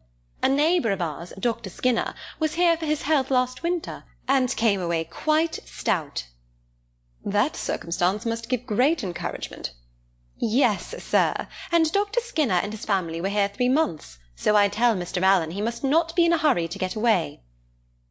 Here they were interrupted by a request from Mrs. Thorpe to Mrs. Allen, that she would move a little to accommodate Mrs. Hughes and Miss Tilney with seats, as they had agreed to join their party. This was accordingly done, Mr. Tilney still continuing standing before them, and after a few minutes' consideration, he asked Catherine to dance with him. This compliment, delightful as it was, produced severe mortification to the lady, and in giving her denial, she expressed her sorrow on the occasion so very much as if she really felt it, that had Thorpe, who joined her just afterwards, been half a minute earlier, he might have thought her sufferings rather too acute. The very easy manner in which he then told her that he had kept her waiting did not by any means reconcile her more to her lot, nor did the particulars which he entered into while they were standing up, of the horses and dogs of the friend whom he had just left, and of a proposed exchange of terriers between them, interest her so much as to prevent her looking very often towards that part of the room where she had left Mr. Tilney. Of her dear Isabella, to whom she particularly longed to point out that gentleman, she could see nothing. They were in different sets. She was separated from all her party, and away from all her acquaintance. One mortification succeeded another, and from the whole she deduced this useful lesson, that to go previously engaged to a ball does not necessarily increase either the dignity or enjoyment of a young lady. From such a moralizing strain as this, she was suddenly roused by a touch on the shoulder, and turning round, perceived Mrs. Hughes directly behind her, attended by Miss Tilney and a gentleman. "I beg your pardon, Miss Morland," said she, "for this liberty, but I cannot anyhow get to Miss Thorpe, and Mrs. Thorpe said she was sure you would not have the least objection to letting in this young lady by you." Mrs. Hughes could not have applied to any creature in the room more happy to oblige her than Catherine. The young ladies were introduced to each other, Miss Tilney expressing a proper sense of such goodness, Miss Morland with the real delicacy of a generous mind making light of the obligation, and Mrs. Hughes, satisfied with having so respectably settled her young charge, returned to her party. Miss Tilney had a good figure, a pretty face, and a very agreeable countenance, and her air, though it had not at all the decided pretension, the resolute stylishness of Miss Thorpe's, had more real elegance. Her manners showed good sense and good breeding. They were neither shy nor affectedly open, and she seemed capable of being young, attractive, and at a ball without wanting to fix the attention of every man near her, and without exaggerated feelings of ecstatic delight, or inconceivable vexation on every little trifling occurrence. Catherine, interested at once by her appearance and her relationship to Mr. Tilney, was desirous of being acquainted with her, and readily talked therefore whenever she could think of anything to say, and had courage and leisure for saying it. But the hindrance thrown in the way of a very speedy intimacy, by the frequent want of one or more of these requisites, prevented their doing more than going through the first rudiments of an acquaintance, by informing themselves how well the other liked Bath, how much she admired its buildings and surrounding country, whether she drew or played or sang, and whether she was fond of riding on horseback. The 2 dances were scarcely concluded before Catherine found her arm gently seized by her faithful Isabella, who in great spirits exclaimed, "At last I have got you! My dearest creature, I have been looking for you this hour. What could induce you to come into this set when you knew I was in the other? I have been quite wretched without you." "My dear Isabella, how was it possible for me to get at you? I could not even see where you were." "So I told your brother all the time, but he would not believe me. 'Do go and see for her, Mr. Morland,' said I, but all in vain. He would not stir an inch. Was it not so, Mr. Morland? But you men are all so immoderately lazy. I have been scolding him to such a degree, my dear Catherine, you would be quite amazed. You know I never stand upon ceremony with such people." "Look at that young lady with the white beads round her head," whispered Catherine, detaching her friend from James. "It is Mr. Tilney's sister." "Oh, heavens! You don't say so! Let me look at her this moment. What a delightful girl! I never saw anything half so beautiful. But where is her all-conquering brother? Is he in the room? Point him out to me this instant if he is. I die to see him. Mr. Morland, you are not to listen. We are not talking about you." "But what is all this whispering about? What is going on?" "There now, I knew how it would be. You men have such restless curiosity. Talk of the curiosity of women, indeed! 'Tis nothing. But be satisfied, for you are not to know anything at all of the matter." "And is that likely to satisfy me, do you think?" "Well, I declare, I never knew anything like you. What can it signify to you what we are talking of? Perhaps we are talking about you, therefore I would advise you not to listen, or you may happen to hear something not very agreeable." In this commonplace chatter, which lasted some time, the original subject seemed entirely forgotten, and though Catherine was very well pleased to have it dropped for a while, she could not avoid a little suspicion at the total suspension of all Isabella's impatient desire to see Mr. Tilney. When the orchestra struck up a fresh dance, James would have led his fair partner away, but she resisted. "I tell you, Mr. Morland," she cried, "I would not do such a thing for all the world. How can you be so teasing? Only conceive, my dear Catherine, what your brother wants me to do. He wants me to dance with him again, though I tell him that it is a most improper thing, and entirely against the rules.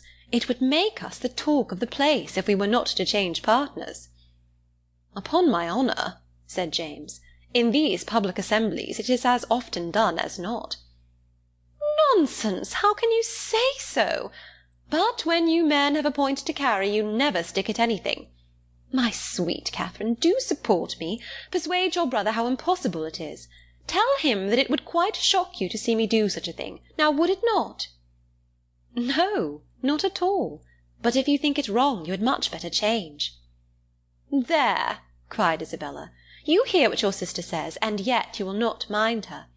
Well, remember that it is not my fault if we set all the old ladies in Bath in a bustle. Come along, my dearest Catherine, for heaven's sake, and stand by me." And off they went to regain their former place. John Thorpe in the meanwhile had walked away, and Catherine, ever willing to give Mr. Tilney an opportunity of repeating the agreeable request which had already flattered her once, made her way to Mrs. Allen and Mrs. Thorpe as fast as she could, in the hope of finding him still with them. A hope which, when it proved to be fruitless, she felt to have been highly unreasonable. "Well, my dear," said Mrs. Thorpe, impatient for praise of her son, "I hope you have had an agreeable partner." "Very agreeable, madam." "I am glad of it.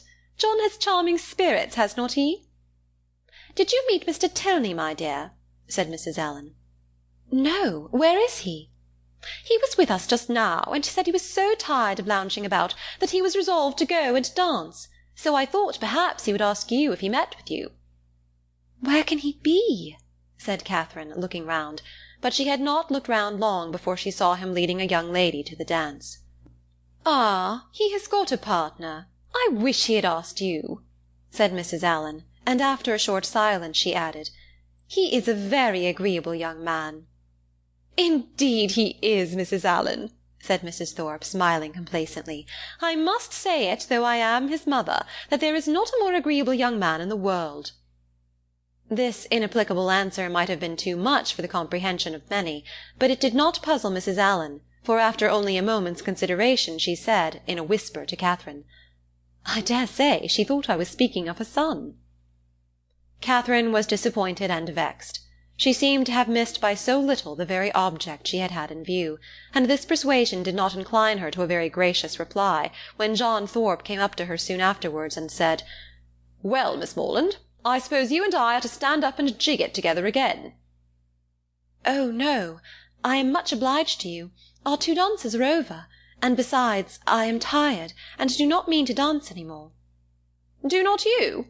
Then let us walk about and quiz people. Come along with me, and I will show you the 4 greatest quizzes in the room, my 2 younger sisters and their partners.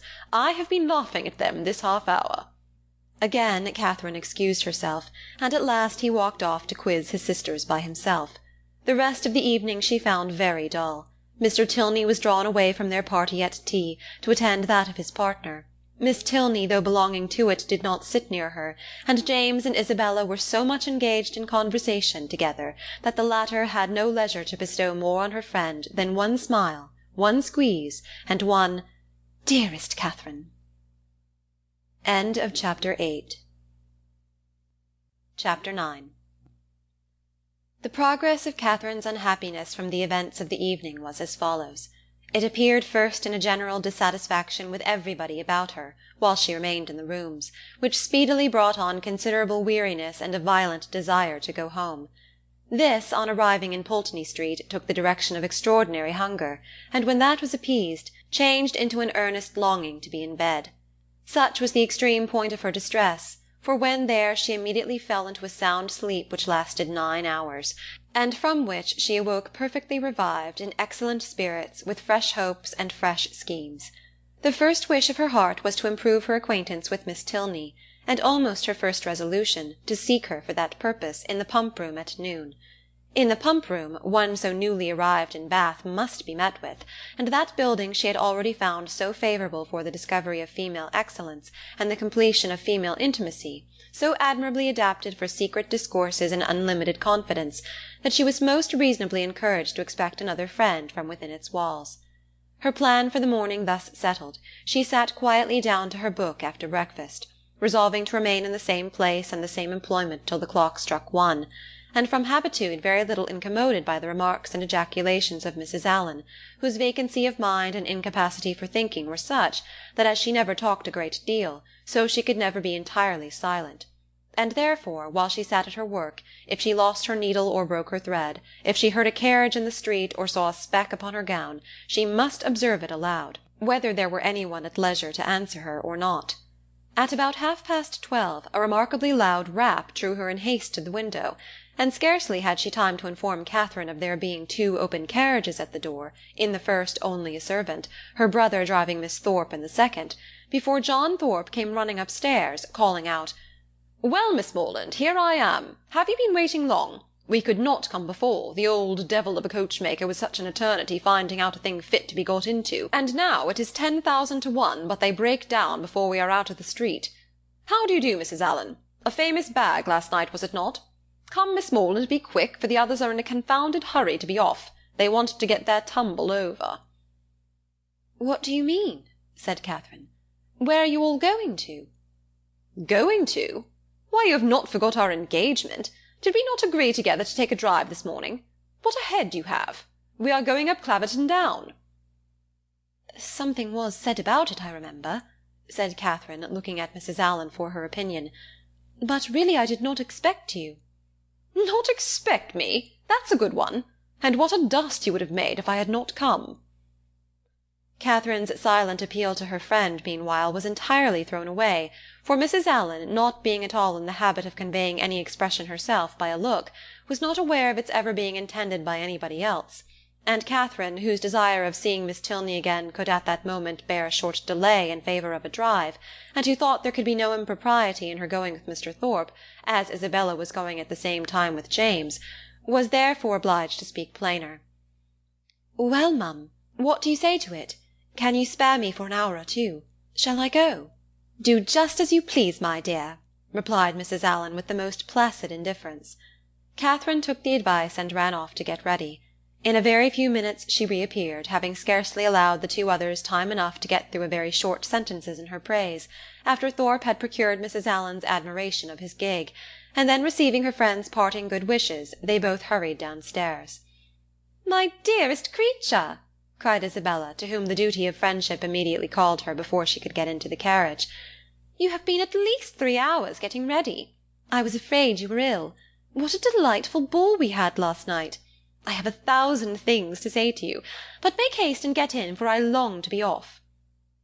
Catherine followed her orders and turned away, but not too soon to hear her friend exclaim aloud to James, "What a sweet girl she is! I quite dote on her." "You will not be frightened, Miss Morland," said Thorpe as he handed her in, "if my horse should dance about a little at first setting off. He will most likely give a plunge or two, and perhaps take the rest for a minute, but he will soon know his master. He is full of spirits, playful as can be, but there is no vice in him." Catherine did not think the portrait a very inviting one, but it was too late to retreat, and she was too young to own herself frightened. So resigning herself to her fate, and trusting to the animal's boasted knowledge of its owner, she sat peaceably down, and saw Thorpe sit down by her. Everything being then arranged, the servant who stood at the horse's head was bid in an important voice to "let him go," and off they went in the quietest manner imaginable, without a plunge or a caper, or anything like one.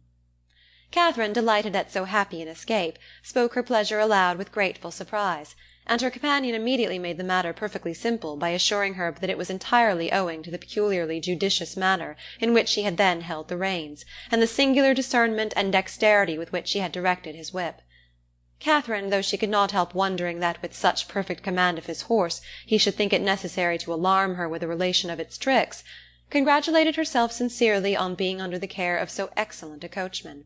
And perceiving that the animal continued to go on in the same quiet manner, without showing the smallest propensity towards any unpleasant vivacity, and, considering its inevitable pace was 10 miles an hour, by no means alarmingly fast, gave herself up to all the enjoyment of air and exercise of the most invigorating kind, in a fine mild day of February, with the consciousness of safety. A silence of several minutes succeeded their first short dialogue. It was broken by Thorpe's saying very abruptly, "Old Alan is as rich as a Jew, is not he?" Catherine could not understand him, and he repeated his question, adding in explanation, "Old Alan, the man you were with." "Oh, Mr. Alan, you mean? Yes, I believe he is very rich." "And no children at all?" "No, not any." "A famous thing for his next heirs. He is your godfather, is not he?" "My godfather? No." "But you are always very much with them?" "Yes, very much." "Ay, that is what I meant. He seems a good kind of old fellow enough, and has lived very well in his time, I dare say. He is not gouty for nothing. Does he drink his bottle a day now?" "His bottle a day? No. Why should you think of such a thing? He is a very temperate man, and you could not fancy him in liquor last night." "Lord help you! You women are always thinking of men's being in liquor. Why, you do not suppose a man is overset by a bottle. I am sure of this, that if everybody were to drink their bottle a day, there would not be half the disorders in the world there are now. It would be a famous good thing for us all." "I cannot believe it." "Oh, Lord, it would be the saving of thousands. There is not the 100th part of the wine consumed in this kingdom that there ought to be. Our foggy climate wants help." "And yet I have heard that there is a great deal of wine drunk in Oxford." "Oxford? There is no drinking at Oxford now, I assure you. Nobody drinks there. You would hardly meet with a man who goes beyond his 4 pints at the utmost. Now, for instance, it was reckoned a remarkable thing, in the last party in my rooms, that upon an average we cleared about 5 pints a head. It was looked upon as something out of the common way. Mine is famous good stuff, to be sure. You would not often meet with anything like it in Oxford, and that may account for it. But this will just give you a notion of the general rate of drinking there." "Yes, it does give a notion," said Catherine warmly, "and that is, that you all drink a great deal more wine than I thought you did. However, I am sure James does not drink so much." This declaration brought on a loud and overpowering reply, of which no part was very distinct, except the frequent exclamations, amounting almost to oaths, which adorned it, and Catherine was left, when it ended, with a rather strengthened belief of there being a great deal of wine drunk in Oxford, and the same happy conviction of her brother's comparative sobriety.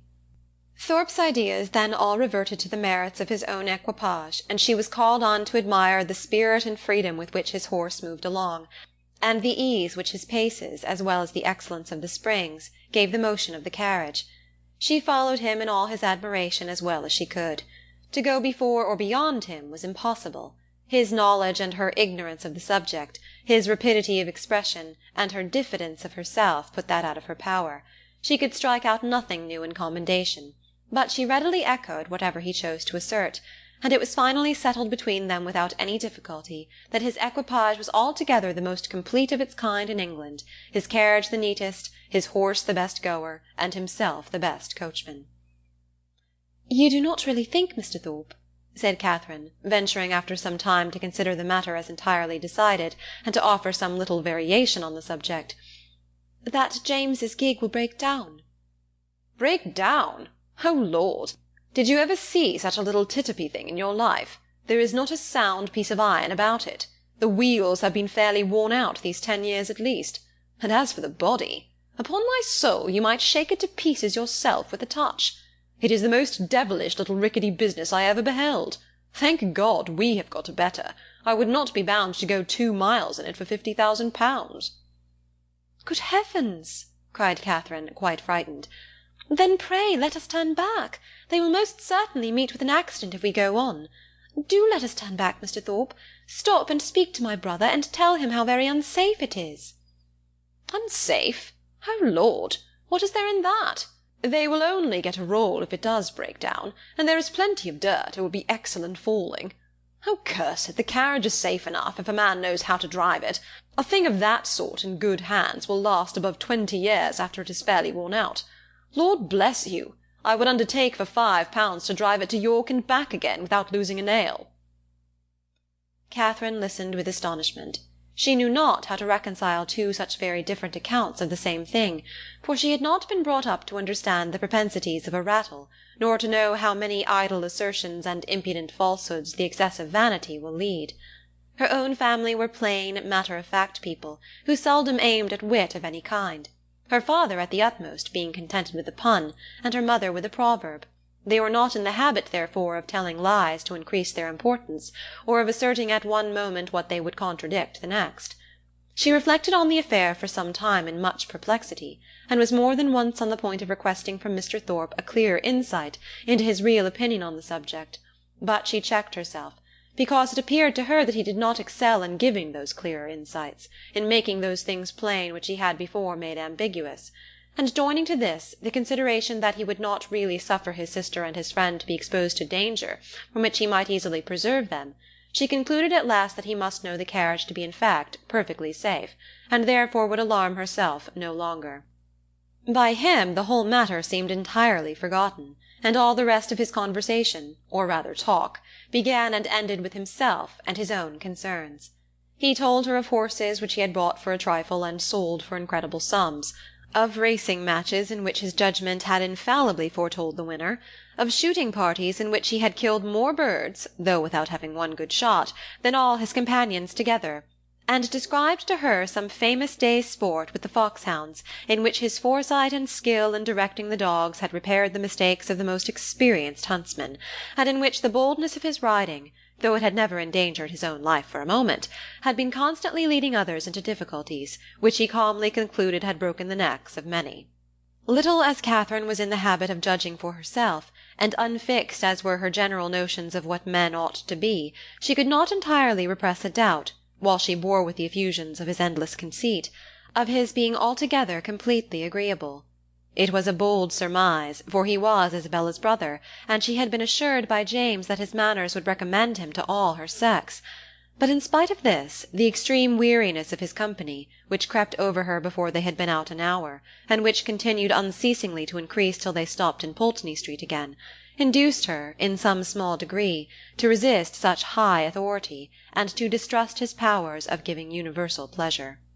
When they arrived at Mrs. Allen's door, the astonishment of Isabella was hardly to be expressed on finding that it was too late in the day for them to attend her friend into the house. "Past 3 o'clock!" It was inconceivable, incredible, impossible, and she would neither believe her own watch, nor her brother's, nor the servants'. She would believe no assurance of it founded on reason or reality, till Morland produced his watch and ascertained the fact.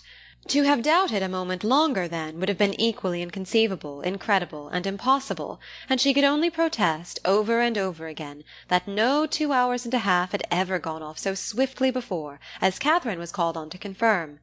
Catherine could not tell a falsehood even to please Isabella, but the latter was spared the misery of her friend's dissenting voice by not waiting for her answer. Her own feelings entirely engrossed her. Her wretchedness was most acute on finding herself obliged to go directly home. It was ages since she had had a moment's conversation with her dearest Catherine, and though she had such thousands of things to say to her, it appeared as if they were never to be together again. So, with sniffles of most exquisite misery, and the laughing eye of utter despondency, she bade her friend adieu, and went on. Catherine found Mrs. Allen just returned from all the busy idleness of the morning, and was immediately greeted with, "Well, my dear, here you are," a truth which she had no greater inclination than power to dispute. "And I hope you've had a pleasant airing." "Yes, ma'am, I thank you. We could not have had a nicer day." "So Mrs. Thorpe said. She was vastly pleased at your all going." "You have seen Mrs. Thorpe, then?" "Yes, I went to the pump room as soon as you were gone, and there I met her, and we had a great deal of talk together. She says there was hardly any veal to be got at market this morning. It is so uncommonly scarce." "Did you see anybody else of our acquaintance?" "Yes, we agreed to take a turn in the Crescent, and there we met Mrs. Hughes and Mr. and Miss Tilney walking with her." "Did you indeed? And did they speak to you?" "Yes, we walked along the Crescent together for half an hour. They seem very agreeable people. Miss Tilney was in a very pretty spotted muslin, and I fancy by what I can learn that she always dresses very handsomely. Mrs. Hughes talked to me a great deal about the family." "And what did she tell you of them?" "Oh, a vast deal indeed. She hardly talked of anything else." "Did she tell you what part of Gloucestershire they come from?" "Yes, she did, but I cannot recollect now. But they are very good kind of people, and very rich. Mrs. Tilney was a Miss Drummond, and she and Mrs. Hughes were schoolfellows, and Miss Drummond had a very large fortune, and when she married, her father gave her £20,000, and 500 to buy wedding clothes. Mrs. Hughes saw all the clothes after they came from the warehouse." "And are Mr. and Mrs. Tilney in Bath?" "Yes, I fancy they are, but I am not quite certain. Upon recollection, however, I have a notion they are both dead. At least the mother is. Yes, I am sure Mrs. Tilney is dead, because Mrs. Hughes told me there was a very beautiful set of pearls that Mr. Drummond gave his daughter on her wedding day, and that Miss Tilney has got now, for they were put by for her when her mother died." "And is Mr. Tilney, my partner, the only son?" "I cannot be quite positive about that, my dear. I have some idea he is. But, however, he is a very fine young man, Mrs. Hughes says, and likely to do very well." Catherine inquired no further. She had heard enough to feel that Mrs. Allen had no real intelligence to give, and that she was most particularly unfortunate herself in having missed such a meeting with both brother and sister. Could she have foreseen such a circumstance, nothing should have persuaded her to go out with the others, and as it was she could only lament her ill luck, and think over what she had lost, till it was quite clear to her that the drive had by no means been very pleasant, and that John Thorpe himself was quite disagreeable. Chapter 10. The Allens, Thorpes, and Morlands all met in the evening at the theatre, and as Catherine and Isabella sat together, there was then an opportunity for the latter to utter some few of the many thousand things which had been collecting within her, for communication in the immeasurable length of time which had divided them. "Oh, heavens! My beloved Catherine, have I got you at last?" was her address on Catherine's entering the box and sitting by her. "Now, Mr. Morland," for he was close to her on the other side, "I shall not speak another word to you all the rest of the evening, so I charge you not to expect it. My sweetest Catherine, how have you been this long age? But I need not ask you, for you look delightfully. You really have done your hair in a more heavenly style than ever. You mischievous creature! Do you want to attract everybody? I assure you my brother is quite in love with you already, and as for Mr. Tilney, but that is a settled thing. Even your modesty cannot doubt his attachment now. His coming back to Bath makes it too plain. Oh, what would I not give to see him! I really am quite wild with impatience. My mother says he is the most delightful young man in the world. She saw him this morning, you know. You must introduce him to me. Is he in the house now? Look about, for heaven's sake! I assure you I can hardly exist till I see him." "No," said Catherine, "he is not here. I cannot see him anywhere." "Oh, horrid! Am I never to be acquainted with him? How do you like my gown? I think it does not look amiss. The sleeves were entirely my own thought. Do you know, I get so immoderately sick of Bath. Your brother and I were agreeing this morning that, though it is vastly well to be here for a few weeks, we should not live here for millions. We soon found out that our tastes were exactly alike in preferring the country to every other place. Really, our opinions were so exactly the same, it was quite ridiculous. There was not a single point in which we differed. I would not have had you by for the world. You are such a sly thing, I am sure you would have made some droll remark or other about it." "No, indeed, I should not." "Oh, yes, you would indeed. I know you better than you know yourself. You would have told us that we seemed born for each other, or some nonsense of that kind, which would have distressed me beyond conception. My cheeks would have been as red as your roses. I would not have had you by for the world." "Indeed, you do me injustice. I would not have made so improper a remark upon any account. And besides, I am sure it would never have entered my head." Isabella smiled incredulously, and talked the rest of the evening to James. Catherine's resolution of endeavouring to meet Miss Tilney again continued in full force the next morning, and till the usual moment of going to the pump-room she felt some alarm from the dread of a second prevention. But nothing of that kind occurred, no visitors appeared to delay them, and they all three set off in good time for the pump-room, where the ordinary course of events and conversation took place. Mr. Allen, after drinking his glass of water, joined some gentlemen to talk over the politics of the day, and compare the accounts of their newspapers; and the ladies walked about together, noticing every new face and almost every new bonnet in the room. The female part of the Thorpe family, attended by James Morland, appeared among the crowd in less than a quarter of an hour, and Catherine immediately took her usual place by the side of her friend. James, who was now in constant attendance, maintained a similar position, and separating themselves from the rest of their party, they walked in that manner for some time, till Catherine began to doubt the happiness of a situation which, confining her entirely to her friend and brother, gave her very little share in the notice of either. They were always engaged in some sentimental discussion or lively dispute, but their sentiment was conveyed in such whispering voices, and their vivacity attended with so much laughter, that though Catherine's supporting opinion was not unfrequently called for by one or the other, she was never able to give any, from not having heard a word of the subject.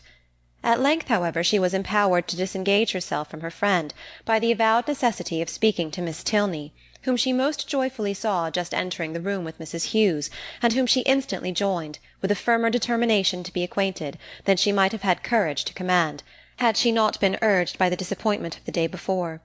Miss Tilney met her with great civility, returned her advances with equal good-will, and they continued talking together as long as both parties remained in the room. And though in all probability not an observation was made, nor an expression used by either which had not been made and used some thousands of times before, under that roof, in every Bath season, yet the merit of their being spoken with simplicity and truth, and without personal conceit, might be something uncommon. "How well your brother dances!" was an artless exclamation of Catherine's towards the close of their conversation, which at once surprised and amused her companion. "Henry?" she replied with a smile. "Yes, he does dance very well." "He must have thought it very odd to hear me say I was engaged the other evening, when he saw me sitting down. But I really had been engaged the whole day to Mr. Thorpe." Miss Tilney could only bow. "You cannot think," added Catherine after a moment's silence, "how surprised I was to see him again. I felt so sure of his being quite gone away." "When Henry had the pleasure of seeing you before, he was in Bath but for a couple of days. He came only to engage lodgings for us." "That never occurred to me, and of course not seeing him anywhere, I thought he must be gone. Was not the young lady he danced with on Monday a Miss Smith?" "Yes, an acquaintance of Mrs. Hughes." "I dare say she was very glad to dance. Do you think her pretty?" "Not very." "He never comes to the pump-room, I suppose?" "Yes, sometimes, but he has rid out this morning with my father." Mrs. Hughes now joined them, and asked Miss Tilney if she was ready to go. "I hope I shall have the pleasure of seeing you again soon," said Catherine. "Shall you be at the cotillion ball to-morrow?" "Perhaps yes, I think we certainly shall." "I am glad of it, for we shall all be there." This civility was duly returned, and they parted, on Miss Tilney's side with some knowledge of her new acquaintance's feelings, and on Catherine's without the smallest consciousness of having explained them. She went home very happy. The morning had answered all her hopes, and the evening of the following day was now the object of expectation, the future good. What gown and what head-dress she should wear on the occasion became her chief concern. She cannot be justified in it. Dress is at all times a frivolous distinction, and excessive solicitude about it often destroys its own aim. Catherine knew all this very well. Her great-aunt had read her a lecture on the subject only the Christmas before, and yet she lay awake 10 minutes on Wednesday night debating between her spotted and her tamboured muslin, and nothing but the shortness of the time prevented her buying a new one for the evening. This would have been an error in judgment, great though not uncommon, from which one of the other sex rather than her own, a brother rather than a great-aunt, might have warned her, for man only can be aware of the insensibility of man towards a new gown. It would be mortifying to the feelings of many ladies could they be made to understand how little the heart of man is affected by what is costly or new in their attire, how little it is biassed by the texture of their muslin, and how unsusceptible of peculiar tenderness towards the spotted, the sprigged, the mull, or the jaconet. Woman is fine for her own satisfaction alone. No man will admire her the more, no woman will like her the better for it. Neatness and fashion are enough for the former, and a something of shabbiness or impropriety will be most endearing to the latter. But not one of these grave reflections troubled the tranquillity of Catherine. She entered the rooms on Thursday evening with feelings very different from what had attended her thither the Monday before. She had then been exulting in her engagement to Thorpe, and was now chiefly anxious to avoid his sight, lest he should engage her again.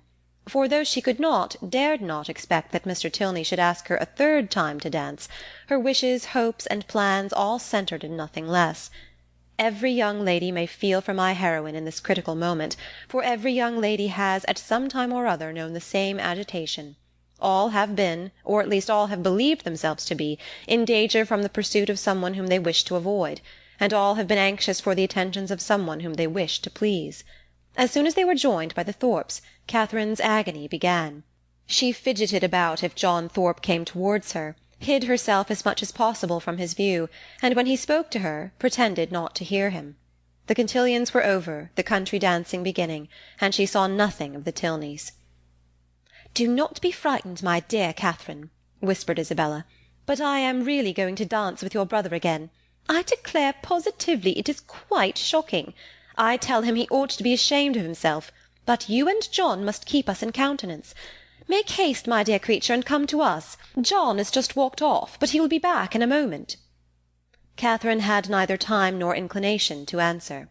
The others walked away, John Thorpe was still in view, and she gave herself up for lost. That she might not appear, however, to observe or expect him, she kept her eyes intently fixed on her fan, and a self-condemnation for her folly, in supposing that among such a crowd they should even meet with the Tilneys in any reasonable time, had just passed through her mind, when she suddenly found herself addressed and again solicited to dance by Mr. Tilney himself. With what sparkling eyes and ready motion she granted his request, and with how pleasing a flutter of heart she went with him to the set, may be easily imagined. To escape, and, as she believed, so narrowly escape John Thorpe, and to be asked so immediately on his joining her, asked by Mr. Tilney, as if he had sought her on purpose, it did not appear to her that life could supply any greater felicity. Scarcely had they worked themselves into the quiet possession of a place, however, when her attention was claimed by John Thorpe, who stood behind her. "Hey-day, Miss Morland," said he, "what is the meaning of this? I thought you and I were to dance together." "I wonder you should think so, for you never asked me." "That is a good one, by Jove! I asked you as soon as I came into the room, and I was just going to ask you again, but when I turned round you were gone. This is a cursed shabby trick. I only came for the sake of dancing with you, and I firmly believe you were engaged to me ever since Monday. Yes, I remember I asked you while you were waiting in the lobby for your cloak, and here have I been telling all my acquaintance that I was going to dance with the prettiest girl in the room, and when they see you standing up with somebody else they will quiz me famously." "Oh, no, they will never think of me, after such a description as that." "By heavens, if they do not, I will kick them out of the room for blockheads. What chap have you there?" Catherine satisfied his curiosity. "Tilney," he repeated. I do not know him. A good figure of a man, well put together. Does he want a horse? Here is a friend of mine, Sam Fletcher, has got one to sell that would suit anybody. A famous clever animal for the road, only 40 guineas. I had 50 minds to buy it myself, for it is one of my maxims always to buy a good horse when I meet with one, but it would not answer my purpose, it would not do for the field. I would give any money for a real good hunter. I have 3 now, the best that ever were backed. I would not take 800 guineas for them. Fletcher and I mean to get a house in Leicestershire against the next season. It is so damned uncomfortable living at an inn." This was the last sentence by which he could weary Catherine's attention, for he was just then borne off by the resistless pressure of a long string of passing ladies. Her partner now drew near and said, "That gentleman would have put me out of patience, had he stayed with you half a minute longer. He has no business to withdraw the attention of my partner from me. We have entered into a contract of mutual agreeableness for the space of an evening, and all our agreeableness belongs solely to each other for that time. Nobody can fasten themselves on the notice of one without injuring the rights of the other. I consider a country dance as an emblem of marriage. Fidelity and complaisance are the principal duties of both, and those men who do not choose to dance or marry themselves have no business with the partners or wives of their neighbours." "But they are such very different things." "That you think they cannot be compared together?" "To be sure not. People that marry can never part, but must go and keep house together. People that dance only stand opposite each other in a long room for half an hour." "And such is your definition of matrimony and dancing. Taken in that light, certainly, their resemblance is not striking. But I think I could place them in such a view. You will allow that in both man has the advantage of choice, woman only the power of refusal; that in both it is an engagement between man and woman, formed for the advantage of each, and that when once entered into, they belong exclusively to each other till the moment of its dissolution; that it is their duty, each to endeavour to give the other no cause for wishing that he or she had bestowed themselves elsewhere, and their best interest to keep their own imaginations from wandering towards the perfections of their neighbours, or fancying that they should have been better off with any one else. You will allow all this?" "Yes, to be sure, as you state it, all this sounds very well, but still they are so very different. I cannot look upon them at all in the same light, nor think the same duties belong to them." "In one respect there certainly is a difference. In marriage the man is supposed to provide for the support of the woman to make the home agreeable to the man. He is to purvey, and she is to smile. But in dancing their duties are exactly changed. The agreeableness, the compliance are expected from him, while she furnishes the fan and the lavender water. That, I suppose, was the difference of duties which struck you, as rendering the conditions incapable of comparison." "No, indeed, I never thought of that." "Then I am quite at a loss. One thing, however, I must observe. This disposition on your side is rather alarming. You totally disallow any similarity in the obligations, and may I not thence infer that your notions of the duties of the dancing state are not so strict as your partner might wish? Have I not reason to fear that if the gentleman who spoke to you just now were to return, or if any other gentleman were to address you, there would be nothing to restrain you from conversing with him as long as you chose?" "Mr. Thorpe is such a very particular friend of my brother's, that if he talks to me, I must talk to him again. But there are hardly 3 young men in the room besides him that I have any acquaintance with." "And is that to be my only security? Alas, alas!" "Nay, I am sure you cannot have a better, for if I do not know anybody, it is impossible for me to talk to them, and besides, I do not want to talk to anybody." "Now you have given me security worth having, and I shall proceed with courage. Do you find Bath as agreeable as when I had the honour of making the inquiry before?" "Yes, quite. More so, indeed." "More so? Take care, or you will forget to be tired of it at the proper time. You ought to be tired at the end of 6 weeks." "I do not think I should be tired, if I were to stay here 6 months." "Bath, compared with London, has little variety, and so everybody finds out every year. For 6 weeks, I allow, Bath is pleasant enough, but beyond that it is the most tiresome place in the world." "You would be told so by people of all descriptions, who come regularly every winter, lengthen their 6 weeks into 10 or 12, and go away at last because they can afford to stay no longer." "Well, other people must judge for themselves, and those who go to London may think nothing of Bath. But I, who live in a small retired village in the country, can never find greater sameness in such a place as this than in my own home. For here there are a variety of amusements, a variety of things to be seen and done all day long, which I can know nothing of there." "You are not fond of the country?" "Oh yes, I am. I have always lived there, and have always been very happy. But certainly there is much more sameness in a country life than in a Bath life. One day in the country is exactly like another." "But then you spend your time so much more rationally in the country." "Do I?" "Do you not?" "I do not believe there is much difference." "Here you are in pursuit only of amusement all day long." "And so I am at home, only I do not find so much of it. I walk about here, and so I do there, but here I see a variety of people in every street, and there I can only go and call on Mrs. Allen." Mr. Tilney was very much amused. "Only go and call on Mrs. Allen," he repeated. "What a picture of intellectual poverty! However, when you sink into this abyss again, you will have more to say. You will be able to talk of Bath, and of all that you did here." "Oh, yes. I shall never be in want of something to talk of again to Mrs. Allen, or anybody else. I really believe I shall always be talking of Bath when I am at home again. I do like it so very much. If I could but have papa and mamma and the rest of them here, I suppose I should be too happy. James is coming, my eldest brother, is quite delightful, and especially as it turns out that the very family we are just got so intimate with are his intimate friends already. Oh, who can ever be tired of Bath?" "Not those who bring such fresh feelings of every sort to it as you do. But papas and mammas and brothers and intimate friends are a good deal gone by to most of the frequenters of Bath, and the honest relish of balls and plays and everyday sights is past with them." Here their conversation closed, the demands of the dance becoming now too importunate for divided attention. Soon after their reaching the bottom of the set, Catherine perceived herself to be earnestly regarded by a gentleman who stood among the lookers-on, immediately behind her partner. He was a very handsome man, of a commanding aspect, past the bloom, but not past the vigour of life, and with his eye still directed towards her, she saw him presently address Mr. Tilney in a familiar whisper. Confused by his notice, and blushing from the fear of its being excited by something wrong in her appearance, she turned away her head.